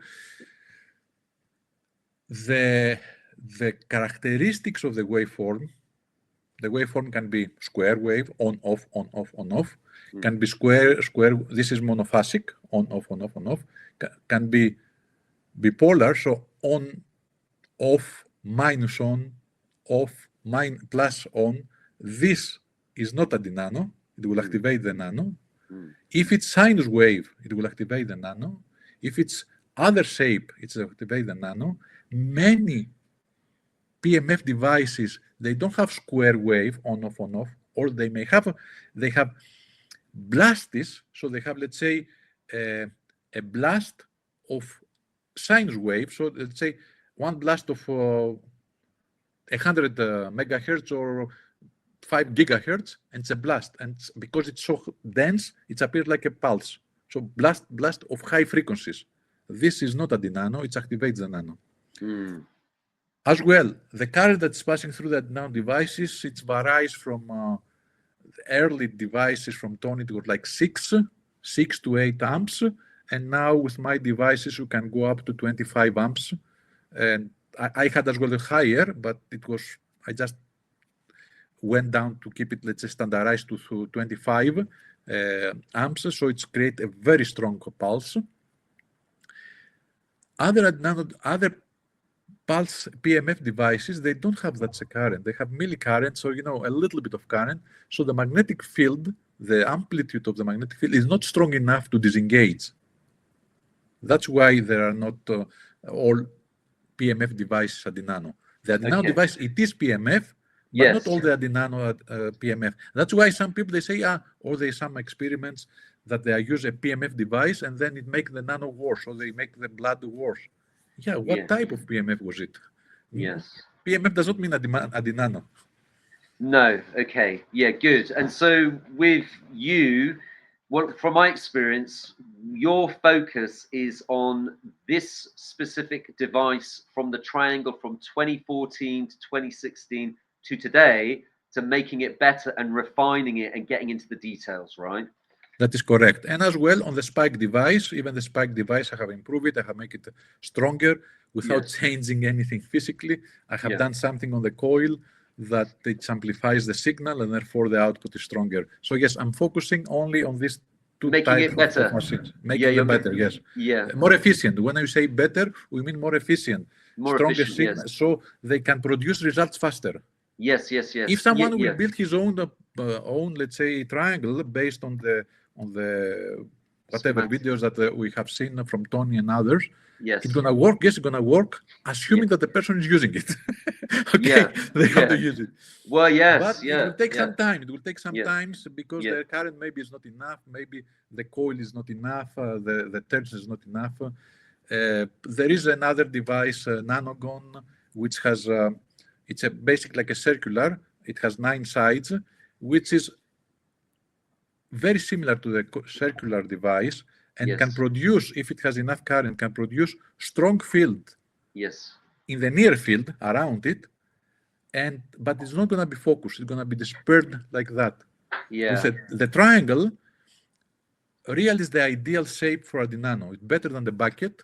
The bucket has the benefit that, okay, you can have at the same time remove some of the nanoparticles inside the water and the vinegar, but as efficiency on the body, how to focus the beam and make it strong in a specific ways, it's the triangle. Because as well, it has the advantage that, you know, it hits, there is here a magnetic field, there is here a magnetic field, there is here a magnetic field. So all of them, they are hitting the nano from 3 different directions. And then, depending the shape and the size, the dimensions that we have, it can as well, we can focus to go really specific deep. So you want to work with your liver, we put it here and it's gonna go penetrate the liver, it's gonna reach the kidneys. Because of that depth of field of where it's going to. So like you were saying with the vitro and whatever the other one was, this one's you were able to go into the body. And so have you actually, because you were saying about the different frequencies, have you worked out through your own investigation that there's specific layers in the body where you have to use a specific frequency for this particular triangle? Or it just on this detail I have not reached. Definitely if we want deeper, let's say people that are obese, they are bigger size, it's better to use lower frequencies, 1 to 10, 1 to 12. It's gonna penetrate lower. Even 27, of course, is going to penetrate. I mean, I have it. So does your triangle have a dial on there where you can choose? Yes, exactly. Right. You can use, and you can. Okay, this is another point I forgot to mention. you can not only change the frequency from 1 to 27, but the duration of the pulse. What I mean, if you have 1 hertz, when you say frequency 1 hertz, in 1 second, you have 1 pulse. This means 1 hertz. If we have 2 hertz, it's 2 pulses in the second. So every half a second, we have 1 pulse. The duration of the pulse is how much is the duration of the pulse. So in 1 second, 1 hertz is going to be 1 pulse. 50% duration, duty as they called it, it means that half of the second the pulse is on, half of the second is off. Okay, if we have 0 duration, it means that we never have a pulse. If we have 100%, it's all the time on. So it's like continuous wave. We don't want this. For the AntiNano function, we are using 50%, half of the circle. So in 1 hertz, it's going to be half a second on, half a second off. In 2 hertz, it's going to be 25 seconds on, 0.25 second on, 0.25 off, 0.25 on, 0.25 off. When we have the duration of the pulse, it means how long is the magnetic field, but at the same time, we have the electric field. This is going together. We have current that's passing, it's not a static magnet, so we have magnetic and electric field, electromagnetic pulse. The AntiNano function is coming from a magnetic field. The magnetic field is the one that is destroying, let's say, the nano. The electric field is there, and it's there. But if we expose ourselves a long time to the electric field, you see people that they are using the nano 1 hour, 1 hour and a half, and then they say, "Boof, I was so much tired and I slept, or I had a very good sleep." Why? Because they expose themselves to electric fields too long. And this can be a problem, the electric field. There are some regulations which say how much you should exceed or you should not exceed. So with our triangle, low frequencies, it's so little, even if it's half of the time, the frequency is, we have 1 pulse per second or 4 pulse or 9 pulse per second. It's not too long exposure anyway. Going higher, again, it's under the regulatory, because I have searched all of that, and still it's under the regulatory, so it's good. But I recommend to reduce the duration. So instead, let's say, of having 50%, have it 20% of the time. So it's going to be 20% on, 80% off. And this reduces the exposure of the EMF. And this means as well that persons that today they are electrosensitive, they can use this because they can play with the duration of the exposure to the electric field. And they can use it without having any discomfort. Or if they will have some discomfort, the discomfort as well, for me, in my theory, is that, or the observation is that this is happening because we have a lot of nanoparticles inside us, and many of these nanoparticles are conductive. So when EMF is hitting us, some of the energy is going to be turned to heat, some of the energy is going to be turned to current, electric current. And if we have inside us, tiny wires, of course this current will gonna pass through and gonna make the people sensitive, or they're gonna suffer from that because they're feeling the current. But as we are using the devices and we remove these nanoparticles, the electrosensitivity is reduced as well. Yeah, well, I kind of guess what you're saying there is, and I say this with anything, it's small amounts consistent over a long period of time. And so, would I be correct in that? It's like you've got to use your device, haven't you? And then so with the bucket, obviously they got so you supply the bucket, they've got the water in there, but Tony shows the bucket, the triangle and the bath.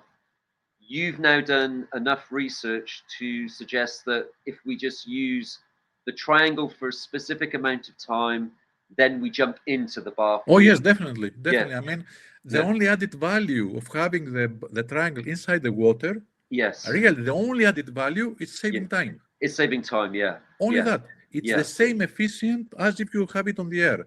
And actually, if you check the propagation of the magnetic fields on the air, it's higher than the water. Very similar. The factor is very small, but it's stronger on the air. Really, the only added value is that we save time. It's Yeah. prerequisite, of course, to have the Yeah. bath later the day or immediately after, so we Yeah. can flush out the disengagement. It's highly recommended. Yeah. Okay, If if you they go to a don't. sauna, it's going to be the same. Yeah. But you Yes. can Oh, there you use go. the triangle dry, Yeah. definitely. Oh, you answered my question. So, and you could also, so a lot of people today don't have the bath, but if they had a sauna, more people have freaking sauna now than bath. They could do the same with the sauna, Yes, right? yes, Yeah. yes, yes. Okay. Even if somebody doesn't have a shower, doesn't Yeah. have a sauna, Yeah. but he's living in a place where it's warm, he can Yes. just go in a half an hour with a car, close the windows and stay in the sun with a car. You're gonna start sweating like in a sauna. Yeah.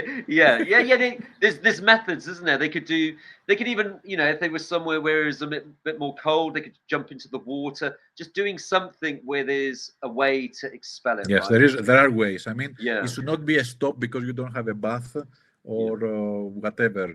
Important is to disengage the particles, and then there are ways to flush them out. And with the salt bathing, working out some kind of salt, this kind of covers. So even if they don't have the device, they're working towards the device. They can start with the salt bathing, and then you get a lot of people now today are going, oh, like heavy metals. They feel this need to use the zeolites. It's very simple, isn't it, Yanis? We're using salt. It's the Yeah. chlorides, and then say someone's going, oh, go alkaline. That's another thing we hear today. What we're learning now is it's more important to be bringing in like your fermented foods, your raw dairy ferments. It's the acids we want to be bringing in, isn't it? The acids. Yes, And yes. We have to. Actually, we need to be the balance. Then, depending what is the pathology, and again, what we are saying here, we have to say this one. What we are saying here, it's the general rule that's applied potentially to 80% of the population. But they may be 20% of people that they have specific needs, their history is different, and what we say here is not going to be applicable. It's the same, like, let's say, we say everybody, okay, they can eat shrimps and they have this, whatever, for example, I give an example, but there will be some people that have allergy. Oh, no, for sure. Yeah. I know somebody that he can't eat cherries, Exactly. So, exactly. So we have so, always exceptions. So what we say here does not.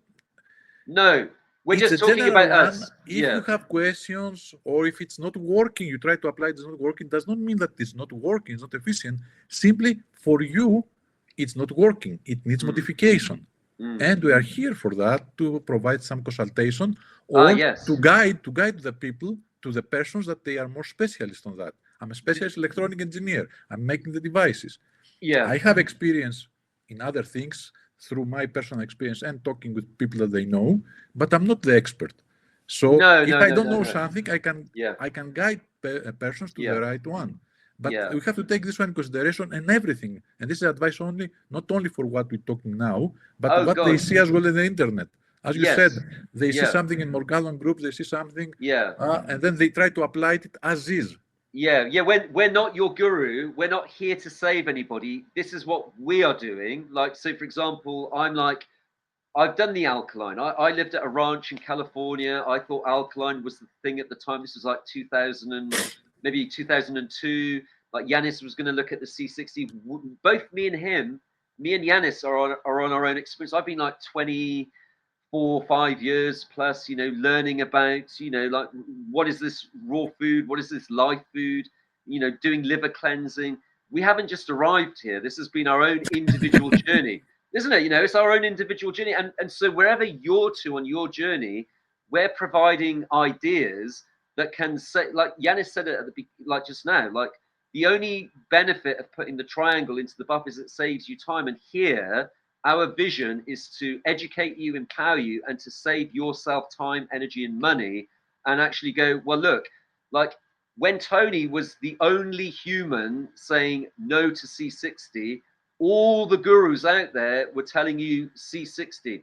Now, Exactly. I remember when, like now, and the good thing to do is if you get this, like when this nicotine destroys nanotech, the first evening I'm like, okay.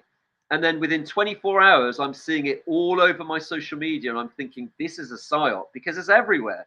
Yeah. Like it's like it's like if I can't go, like for years, I was like I can't even say that frankincense does XYZ, that this does that, yet suddenly someone's coming on the internet, which we know is very centralized, and they're going to, this destroys this. Like, how is this allowed?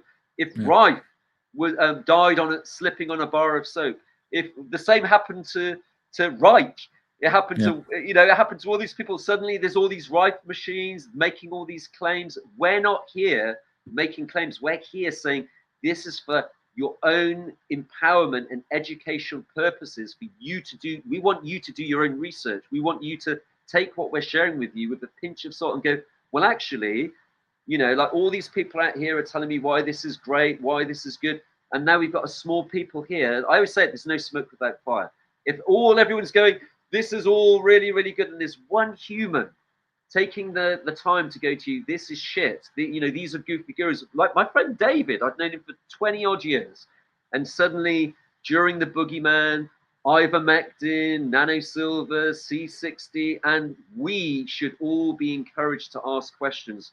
I heard it about the ivermectin, and the people that ask the questions usually get booted out of the group just for asking a question. Yeah.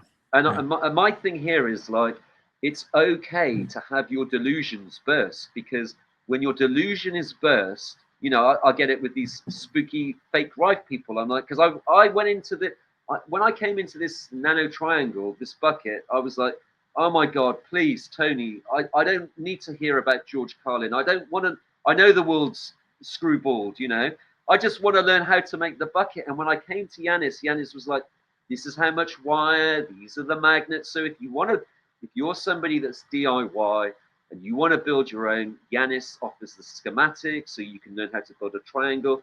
But I've made lots of triangles through the guidance of Yanis. I blew things up. He'd say to me, Zish, take it to an engineer, measure this, find out the amperage. And I've got to a point now where I'm like, he's so focused on this one thing. I'm like, man, I'm at a point now where I need to get into the details and go a little bit deeper. I want to know about the 20 centimeters, because it's very calculated, it's very manipulative. Maybe some people, but the problem today is everything's so compartmentalized. A lot of these people might, you know what it's like in the education. You'll go into the education, they'll tell you that you're the future, you're all this. These people think they're doing good. But we all know that a lot of this stuff has come from the military, and then it's given to the public, the private. It's given to us. And so for us to be, so here, we're just like, well, it looks to me like there's something up in the sky. Logically, whether you believe in gravity or whatever you believe in, if something goes up, it has to come down. And so I suppose a good question would be, Yanis, people are hearing about these geoengineering, all this kind of stuff. You know, maybe it's geoengineering, maybe it's contrails. How did you start to do your own? Did you get a microscope? Did you do the red wine test? I heard someone the other day went to see his chiropractor, 35-year chiropractor. The guy put a bloody bullhorn around his body, got to his spine, and his spine started going, ee! Like, what, and so what, how can people start to even investigate that this nano thing is even real? And for me, let me just say this one thing. I was reading, this is a great book for people to read. Yes, it is. I have it as well. In this book, they're talking about freaking radio waves and stuff and heirlooms back in the days of Napoleonic Wars. So, and this is one other thing. I know I'm dropping in a few things here. You've often said the first one in, last one out. So like, how long has this been going on, Yanis? How long is okay? Okay, so and finally, are we still good for time? Are we still good for time, or we can do no, for me the time is okay. For me, the time is okay. Yeah. Okay. Before answering these last questions, yes, let me talk about our devices. Our devices. We have to be sure. We have to declare it's not a medical device. We're not making any medical claims. It's an automatic switch and a coil. Okay. Now it has some effect, like everything has an effect. And the effect that it has is that it removes nano from the body. Yes. Okay. Now, if you're gonna repair it, you're gonna feel better, etc. It's another story. But it's not a medical device. So I'm not making a claim that it's a medical device. It's a pure automatic switch. It's a combination of power supply, automatic switch, and a coil. Okay. Now, so many questions. Starting how we can see. Yes, people they can see. Let's say they can find themselves how it, if they have or not. Yes. Extremely simple. Extremely simple. Yes. It may require an investment from 2 or 3 pounds or Swiss francs to buy a cheap wine, red wine, to few, maybe 20, 30, 40, 50, 100 bucks to buy a handheld microscope. And then, with a wine, red wine, take a sip, wash your mouth with it, and then have a white plate and spit it out. You will see things inside there that have been come out from the gums, which is nanoparticles mainly, assembled nanoparticles, not individual, because you cannot see the individuals, assembles of nanoparticles. And as well, we should not forget that the wine has inside nanoparticles. Because the grapes outside, if there are passing aeroplanes with spray the skies, then it's over there on the grapes as well. But this is a very quick way to somebody to test and see what's happening in his mouth. Then, with a handheld microscope, you can put it even on your telephone. Okay, there are, and I have some of them on my website, and I'm going to put some new as well. And then you check your skin. Check your skin, and you will see, immediately you will see small threads coming out, or you're going to see some crystals, pink, blue, turquoise, green, black. You will see things on your skin, on your fingers, just here, and you will see. If it's raining, yes, yeah, UV light as well. If it's raining, take a drop of the rainwater and put it and magnify it and see what is inside. Then UV light, or black light as some they call it. You can find it. I think I sell in my e-shop. You can find it on Amazon, whatever. And then in a dark room, it has to be dark, no light, and flash your body, your skin. You will see things flashing. No, I mean illuminating. These are nanoparticles. And as well, when you're having, for example, your detox bath, nano detox bath, let the water relax. And then again, with off the light in the bathtub, put the light, this UV light, and you will see things floating that they will be shiny. These are nanoparticles that have come out from your body. And if you want, then you can put some cotton on the exit of the, where it's going the water, and a couple of coffee filter, paper coffee filter, and let the water go out, but not in a fast pace, slowly. Otherwise, it may take out as well the nanoparticles. And depending what frequencies you're going to use, you're going to see different things after a while coming out. You're going to see mud on the bathtub. You're going to see, even from the first time, you're going to see other particles. You may feel as well on your pillow, on your bedsheet. When you are sleeping, the body will take out the particles. You may feel some itchiness after a while because things are coming out. You may get a kind of a pimple because things are trying to come out. And then if you, for example, you break it and you put paper tape, and then you put it on a microscope, you can see as well inside other things. How long we are loaded from decades, okay? As we said. As you mentioned earlier, when you are using the nano devices, or we are doing the salts, the bath without the nano devices, what is the latest that has come in is the one that will come out. Okay, last in is going to be the first out. First in, those the older ones, they have stayed, they are deeper in our body, they have created bigger assemblies and constructions, and this will take time. First, we have to clean the upper level, the upper layers, and then the body can help to push it out, origami and other, let's say, more complicated assemblies. How they look, I have, it's already 2 years old, I think, a video, a compilation of photos and videos taken with microscope after having using the nano devices, so somebody can see it on my YouTube channel, We can put the links later when we're going to process the video, when we publish the video, so somebody can see what's coming out. But the earliest in, it will be the last out. Yes. And the newer in is going to be the first out. Yeah, that's So what I meant. Yeah. some people, they may have some time using it, and they will see nothing coming out, or they will not notice. And suddenly, if they are consistent, they will start pop all the time. Others, they will see from the very beginning, and as the time is passing, after a year, you're going to see really a lot of things coming out, and bigger things. Yes. And you don't. The interesting thing is that sometimes you don't even feel a pain. You don't feel that's something. I never have felt a pain. Sometimes a little bit of discomfort, but not a pain.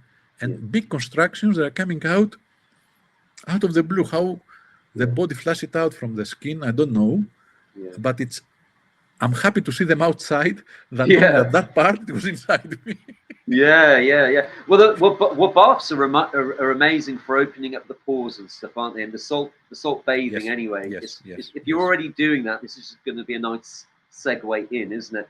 And I think I heard years ago that what you've actually created is a safe space that they kind of almost recognize it. So it's quite safe. What you've created is something that resonates with them where they can be.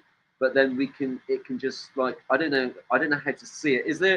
Is there some sort of like metaphor, or, because I wanted to say this, like, this is quite important. Yanis is not only from the distant past of, like, the 300 Spartans, but he's kind of like, he's like the space odyssey of Ulysses going into the future.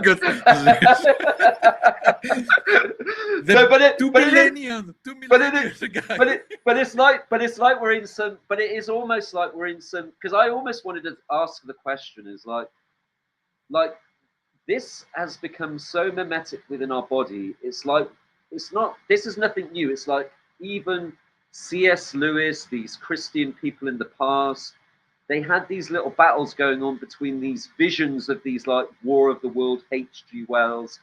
So it is, and then their rebuttal to the H.G. Wells kind of doomsday version. C.S. Lewis was coming in with this sci-fi trilogy, and they've been, the good people of the past have been trying to warn us of these crazy people that I seen this post you posted today about the AI. It's like we've opened up these Pandora boxes, and whether some people think it's, I'm sure a lot of these technocratic accelerationists believe that what they're doing is for their God. But the reason that I've leaned into Yanis is because he is under the banner of something holy that has been given to us. We've all been engineered with something amazing. And the remarkable thing is the body is going to be trying to always do the right thing to get this stuff out of the body, because it's not supposed to be there. So if we've got simple, low-tech ideas that we can implement that are simple, then we've got a good chance of trying to get back to something like Ilana calls it in her book, remaining human. And in our mindset here, we're very much solution-based. We're very much, these are strategies that we're implementing. For me personally, trying to learn what the bucket was in the first place. Like I'm not an engineer. I'm not trained as an engineer, but I had this willingness to learn. And I think I heard a wise man say it. He said the illiterate of the 21st century won't be those that cannot read and write, but will be those that can unlearn, relearn, and learn again. And if I'm able to do this, get in there and learn about it. Tony's always, he's a good human teaching. If you just start with a remedy, like it was fortunate. I'm not sure if it was Yanis or one of our friends in this community, we're a strong community, was like, they found something simple like paracetic acid. And then you can find people in your tradition, if you're in Canada, like what Yanis was saying about the trisodium phosphate. You don't have to do this all the time, but if you look at your tradition, it might be once a year we would do a turpentine therapy. So in everyone who's watching this, you're going to have your traditions where you can bring in these things that your family have always done, like with the herbs and the natural medicine.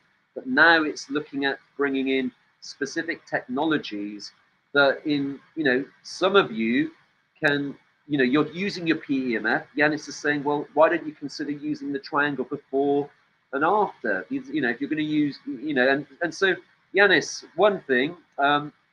So I looked at what Tony was doing. I started to learn, you know, the importance of analog technology. I started to learn that this was like Tesla technology, and you know that like Alana's book is like how the environment has been weaponized by chemicals, electromagnetism, nanotechnology for synthetic biology.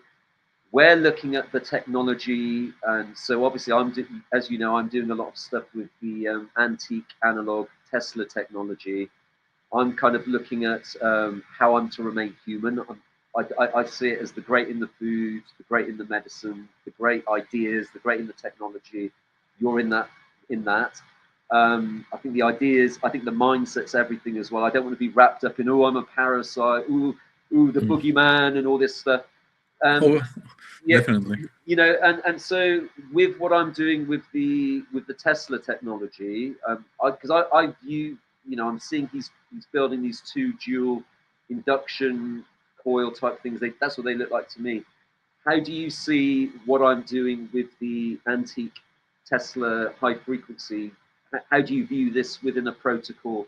Yeah. You know, how do you Yeah. view So I think the device that you have or that you are into it, the ultraviolet Tesla devices, ultra ray, not ultraviolet, violet ray. Oh my God, sorry. Yeah, no. Yeah. Obviously, they have many benefits repairing, in my understanding. You can tell me if I'm wrong or not, or if I'm right, repairing damage that we have in our body. So for me, it can be part of the AntiNano protocol in the repairing phase. So we have the enzymes, we have the minerals, we have, let's say, the nutrients to give the building blocks, but your this positive energy as well can help to repair faster damages that they require, that this device they were designed to repair. Yeah. So from me reading the literature, you know, because when you were talking about the waves on the device and all that, I was able to understand it because they had schools in of high frequency in 1911 in Chicago, in Holland, all over the world. They had schools of high frequency. I think they got rid of high frequency during the war because they said because it's radio technology. They were starting to think, oh, there's espionage, this, that, and the other. Yeah. But what I've got from it is it's a kind of food. They talk about it as a form of food, as a form of energy, like you were saying about the qigong. You know, I always say it's like having, but it doesn't judge you because a lot of people today are going, oh, you know, I'm a frequency, oh, I'm a Lyme's disease frequency, and a lot of these stupid technologies that I do believe they shouldn't really call themselves rifle machines. They're not radio audio. They're reducing people to this diagnosis. And I say to people like, if we're going to compartmentalize people and we don't even know what magnetism is, and you're giving your energy again away to someone else, and I'm encouraging people, no, you know, like what Tony says, like, I'm not your guru, you know, I'm not no goofy guru. We want you to empower yourself, you know. So what I say to people is, I'm not here to make any claims. I'm saying, hey, look at this 1900 literature. This was a time where there was no geoengineering. So we can actually say that at this point, there was no geoengineering that I can see at that point. So from where we were talking about with the herbs, if we're looking at the pathology of the body, from me reading the literature, they're certainly incorporating ether into the logic. They're describing the human being as an electromagnetic being. So I see it as a form of magnetic homeopathy.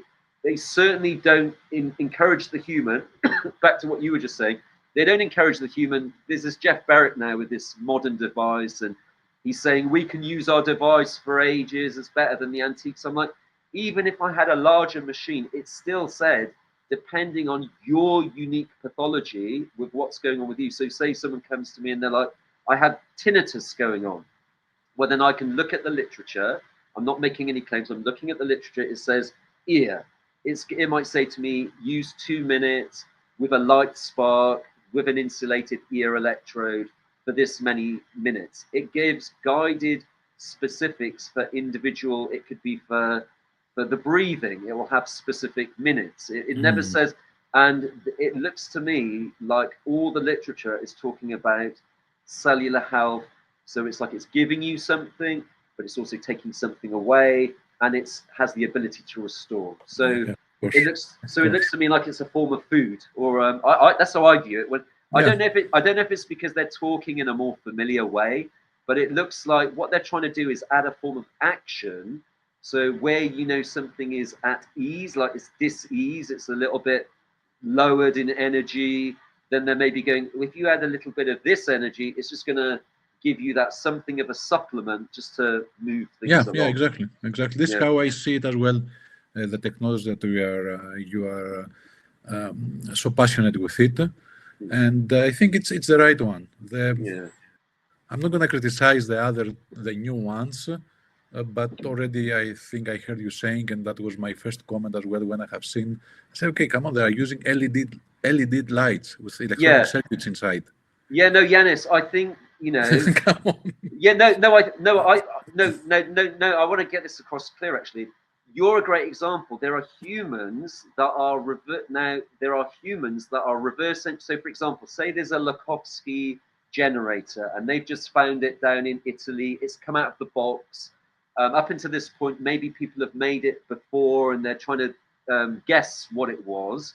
Maybe they've made it balanced when it was supposed to be imbalanced. But because we've had original units, then good engineers that have had to. There's Eric P. Dollard. He had to go into the wilds of San Francisco, eat loads of wild food, and unlearn everything that he thought he knew about engineering, so he could really get into this heavy side and Spets and all these old school folks that back in the day were standing for the analog and saying this is where we need to be. And then somewhere down the lines, we've ended up in this disaster of a place where we are with engineering.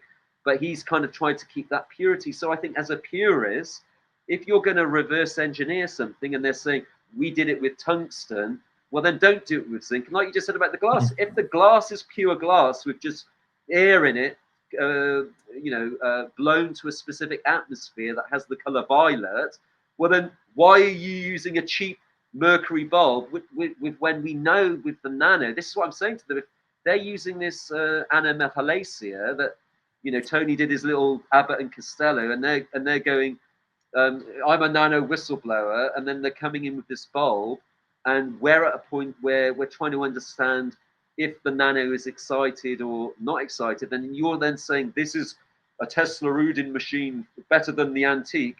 Well, then for it to be better than the antique, it has to be the same as the antique.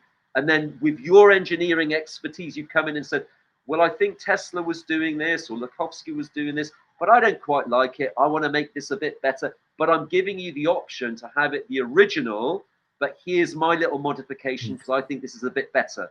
Then you've made it better. But if you're then coming in going, there's this blue light, I'm looking at the antique going, well, where's the blue light? It's not there.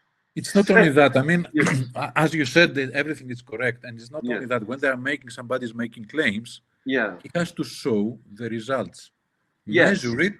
If we can measure it, then we can see it, we can improve it, or we can discard it, or we can congratulate it. Measure it because you believe so. Because you design something and you think that it's good, because it's optical nice, or you have nice marketing words, the data shows that is better. You have the data, you have the history, you have testimonials as well of the people that they're using for a long time. Mine, the new improvements, I have the data. It's measurement, it's trying, it's almost 200 measurements plus to get, let's say, the data before and after. So show the data. Well, no, this is good. This is good because what I've always liked about you and Tony is you've been very open source. You're like, if you want to do this yourself, you can do it yourself. So what I noticed with some of these, now there are some excellent reverse engineered modern devices that they boast that it's pure analog. They also make the claim that this is for educational purposes. They want to see it in a university where somebody's doing experiments with plants. They come at it from that, let's do experiments with plants, see how this generates the plant, or if it's adverse to the plant. We want to see these studies. And so what I noticed with some of these modern machines that are coming out now that are actually, unfortunately, they're not using the correct windings, because I was fortunate to realize that I had they were thinking, oh, this is some part of this cult. And I was like, well, actually, it's not. I found it through the Electrotherapy Museum. It was called the H.G. Fisher from 1911. It was this large, robust machine that survived 2 world wars, the Ennis. The spark gaps were amazing. Still goes today. We've got all the schematics. A guy called Adrian, kind of similar to what you were saying at the beginning, he built something, not for money, not for gain. He built it, and I was never looking to sell machines either myself. It just happened. God puts you in a funny place where you're doing something you never imagined. But my point being was, he designed it, reverse engineered it, was very honest, put the schematics out. So if you decided you wanted to do it, you could do it. And what I found out recently was some of these modern machines, they've done the wrong windings. Then what's happened is the humans used it, they've got burnt. And then so I thought, well, maybe it was the bulbs. It wasn't the bulbs, it was the incorrect windings. So this brings me to the question then. There are other people out there today that have taken Tony's work. They might have turned it into a little bit of a brand. They're making their own triangles. I've shown some of these people my triangles. They've been more concerned about what my triangle looks like than what it does.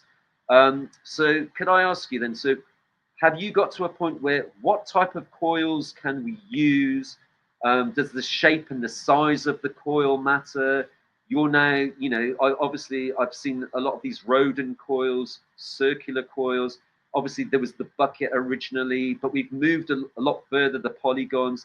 You've now clearly, since 2014, 16, we're now in 2026, you've settled with the triangle. I know you've covered it a bit just a minute ago, but have you found that the amount of windings that you're doing and all these things really matters? It matters. Yes, it matters. It matters. It matters. The current that is passing through, which is determined from the resistance of the wire.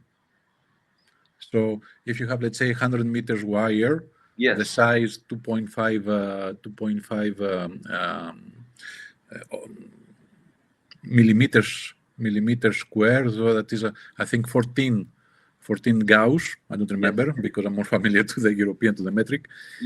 This will have this wire. It will have a resistance of approximately 0.7 ohm. How much current it will pass is determined from that.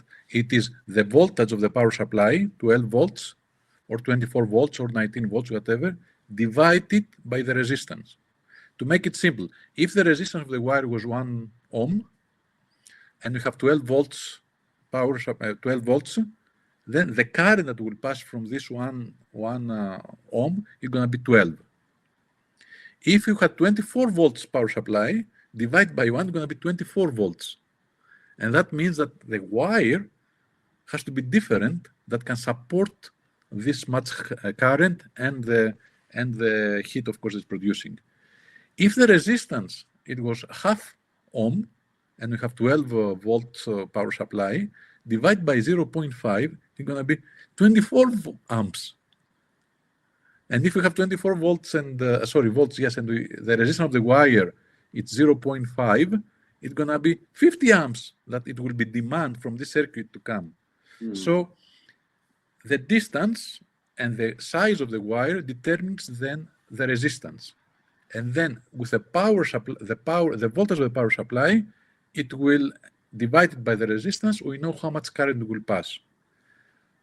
And what kind, and if it's proper, the size of the wire, or you have to buy maybe a resistance to put in the side.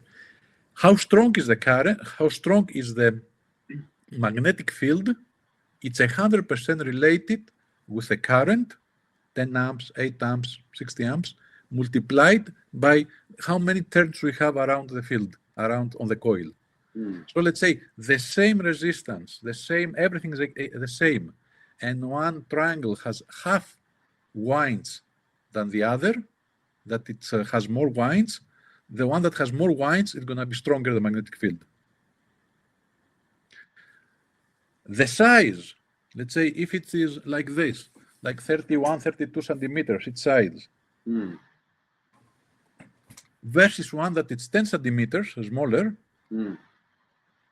assuming that both they have the same number of turns and the same current.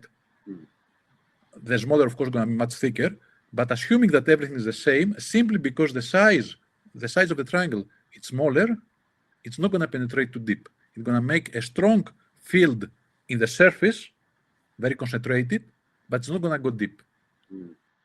So everything is related. It's depending what is the size that you want to build.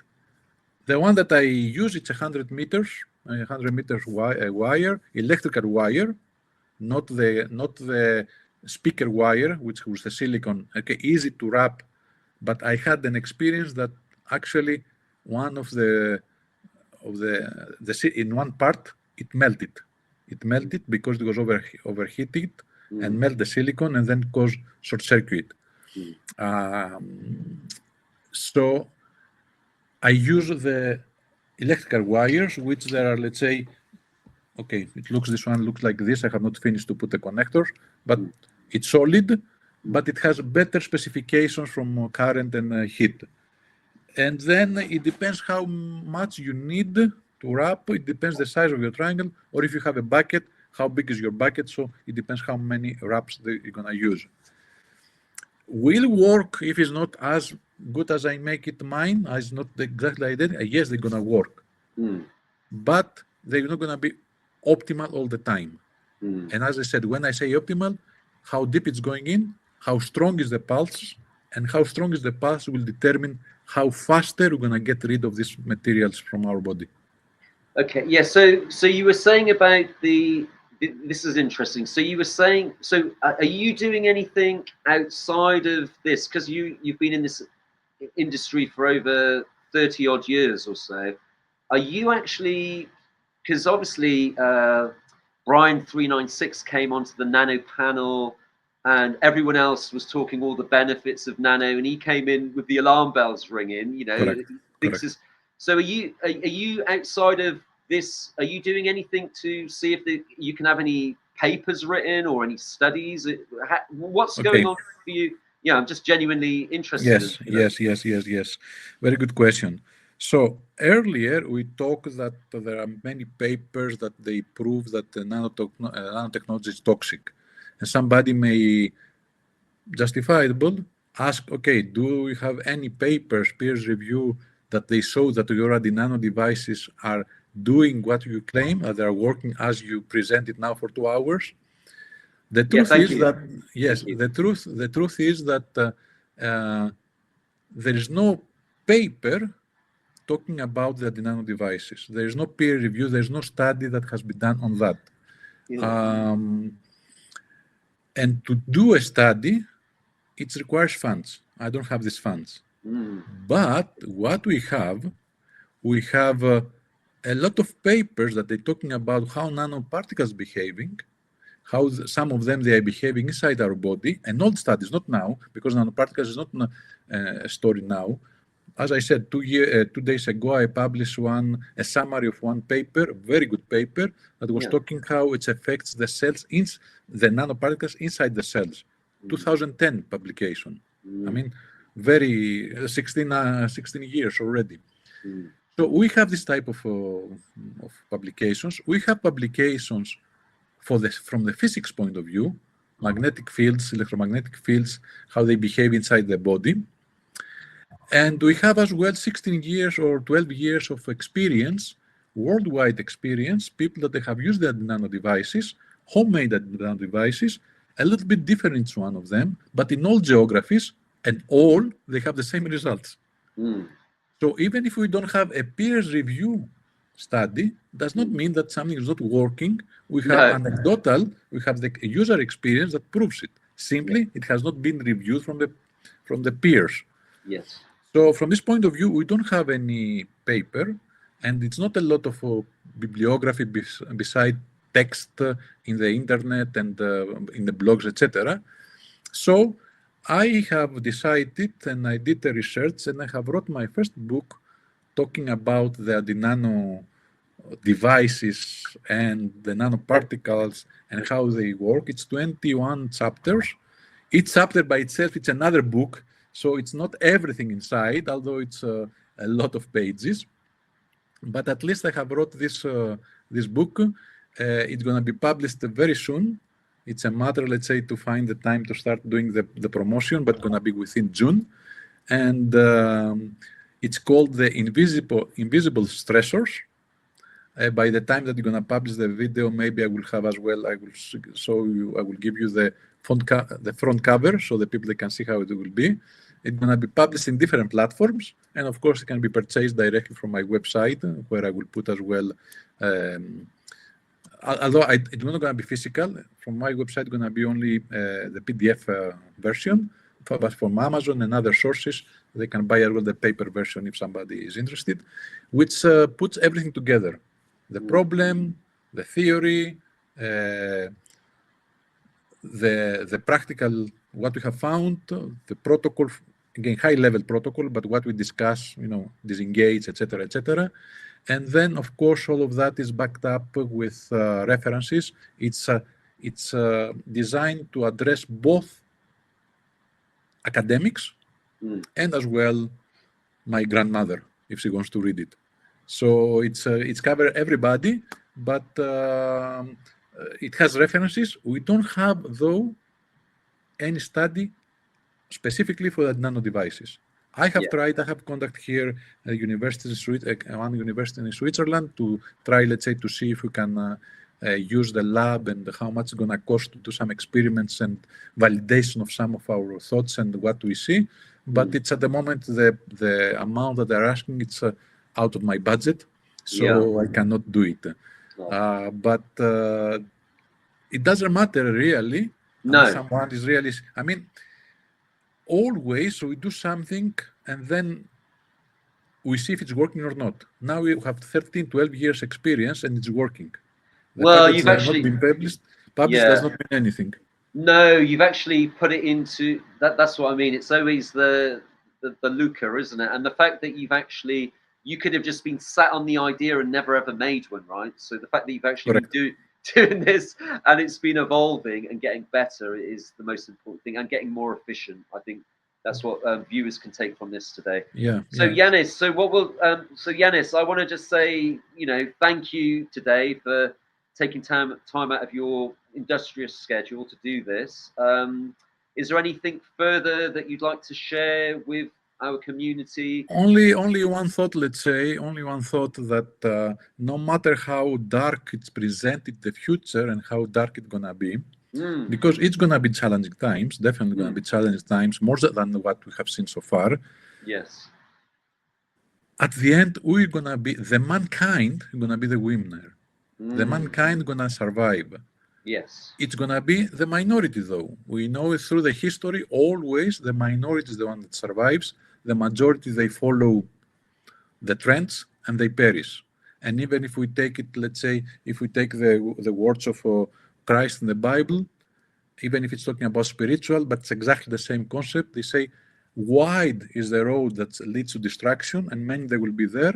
And few only are there in the path that leads to life, because it's difficult and with difficulties, and it's not easy to go there. And the history as well shows that always only few they survive.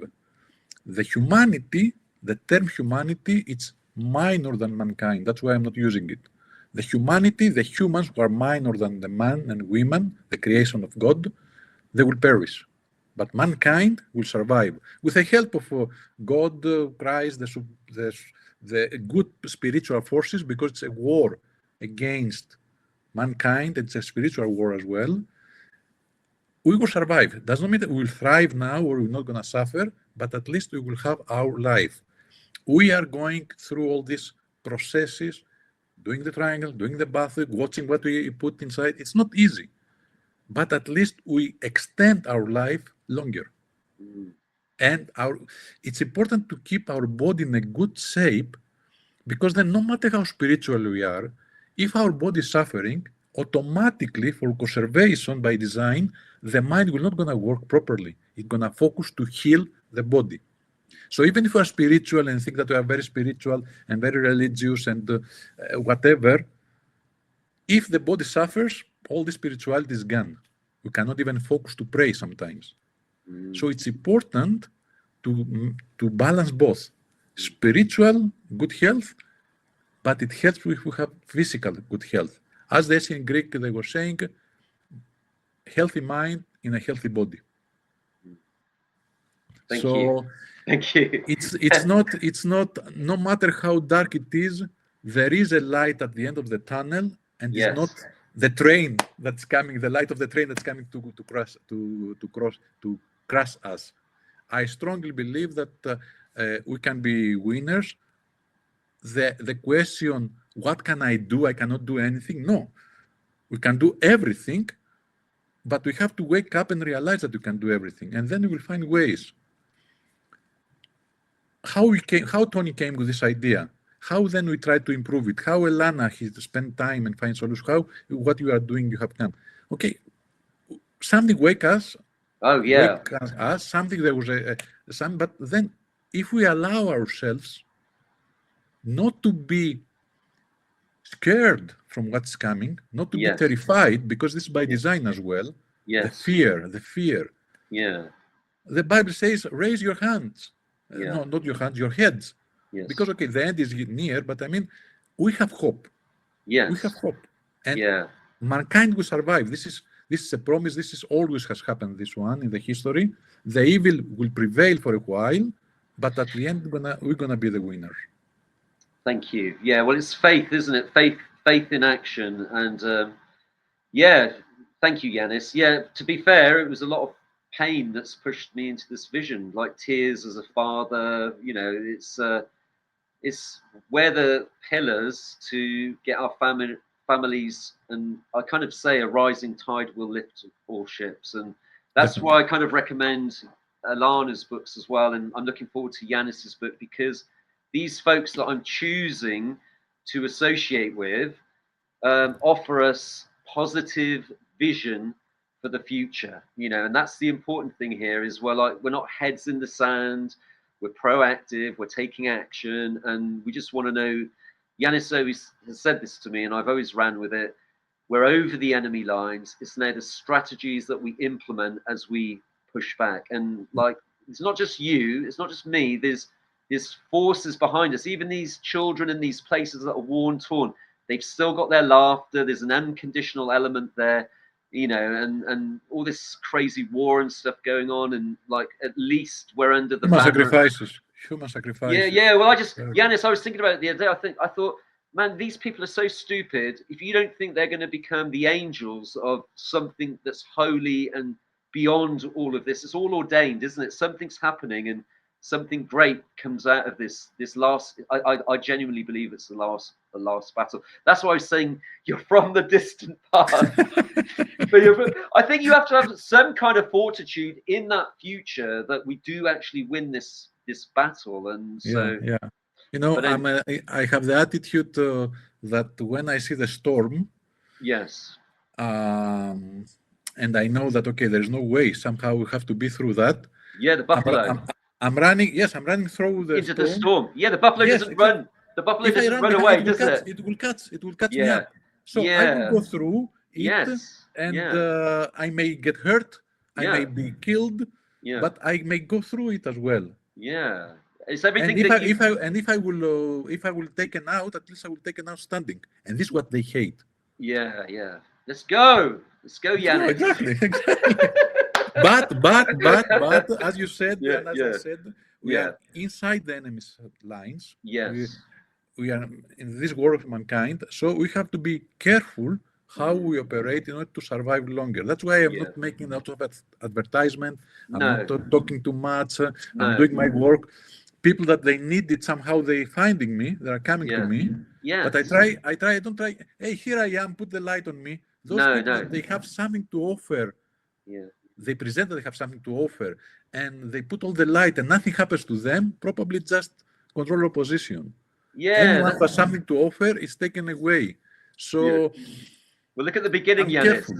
Yanis, look at the beginning of this. We tried to do a little Facebook stream. It didn't want it to happen for whatever reasons, you know. My friend John would say it's the archons, whatever. And I came away just chuckling to myself, going, "What little Zish." and I choose to be little Zeesh. I don't, you know, it's like we're just the few. We're not there. I don't want no limelight. We're not in any limelight. And I genuinely believe if you're under the banner of something, like you're just speaking your truth, then though the right people just show up. We don't do that. We're not doing this for clicks. We're not any those that have ears to hear. Yeah. I don't try to raise raise a team, etc. Well, I have, let's say, I have something to offer. Yeah. Obviously, it seems like, so I'm offering this one. The Yeah. prices that I have, because they are built it here, they have required a lot of designs. It's thought. It's not just copy and paste. No, you're doing it. It is pricey comparing to other devices that there are other people that are making, but it's not the same. It's completely different. Not only the design, it's offers something. Everything is calculated. I know why something is there. So when there's a problem, I can find why it's not working. Yes, and also if someone comes to you and they have, from listening to this today, they may have their own unique size, shape, this, that, and the other. Maybe they're a family, they've got children. They can come to you and they can have a consultation and they can have something tailor-made for them, correct? Definitely. I can do, let's say, customizations according to the needs. And anyone is welcome. And actually, I will offer a discount code for you and your audience if somebody wants. Thank you. I'm gonna have an extra discount, just let's say as thank you. Yes, and thank you. What we can to help people, we have to help. Sometimes I even have, let's say, the webinar it's paid webinar that shows how to calculate the electric parts if somebody wants to make his own triangle. Yes. There are a lot of excellent videos to show how to do it mechanically, but all of them, they suffer in the electric part. So I have a webinar that it's paid. It's approximately $80, $90, but the reason is I had answered countless of emails for the same problem. So I was explaining. I created, and then I put a price because unfortunately, many people, all the people, they want free information, but not everybody appreciates it and applies it. So at least if somebody really wants, they are willing to make a small investment that will save them much more, because if the power supply will burn or they have other issues, at least they will know how to do it from beginning correctly. And it's more for that, not for the profit, because if then we calculate what is taken out from the card processing, then until then to come to the bank, what's arriving, it's much less than what somebody will pay. So it's not for the profit, but it's more to ensure that the one who's going to access this information, he's going to value it and he's going to use it for his own benefit or her own benefit. Yeah, they got some skin in the game. You need to have some skin in this game, don't you? An investment of energy. And and I have given a lot of times for free when somebody. Well, look at this. This is free, isn't it? We're giving to you. Not only that. I mean, really, that webinar is given for free for someone who really need it. But I knew that gonna use it.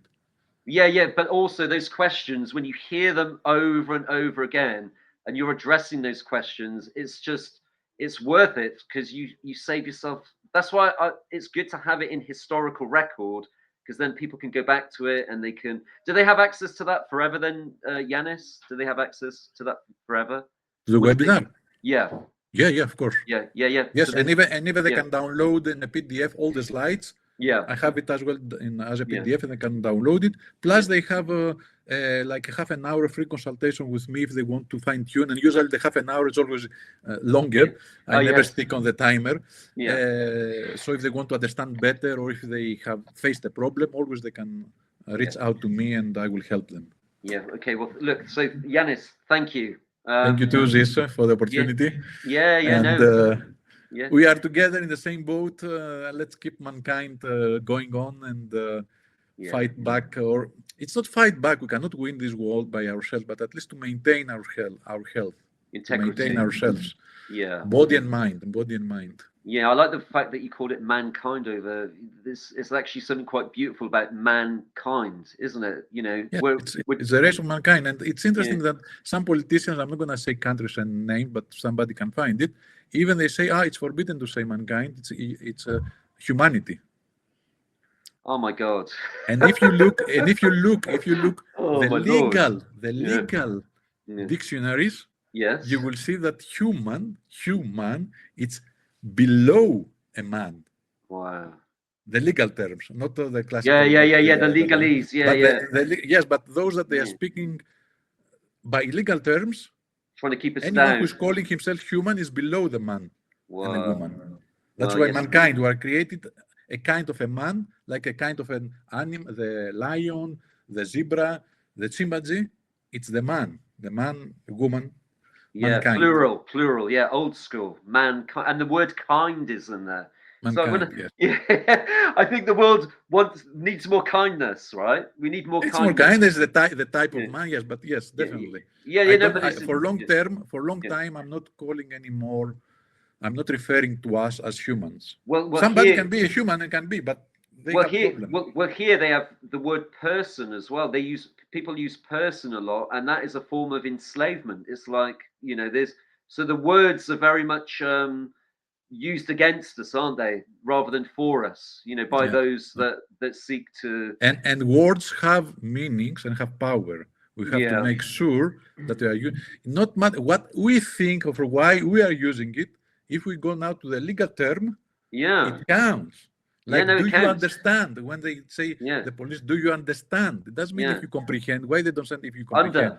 Under. Exactly. Yeah, it's like, I'm not. Yes, and so so there's an element of sovereignty here with us. Exactly. With elevating to something greater. Hence, so good. All right, Yanis. Okay. Thank you. Thank you for the call. Yeah, no, I appreciate it. Do you want to? Should we have a little quick afterwards? I'll end it now. Definitely. Yes, and definitely. then I'll end recording. Okay, and okay.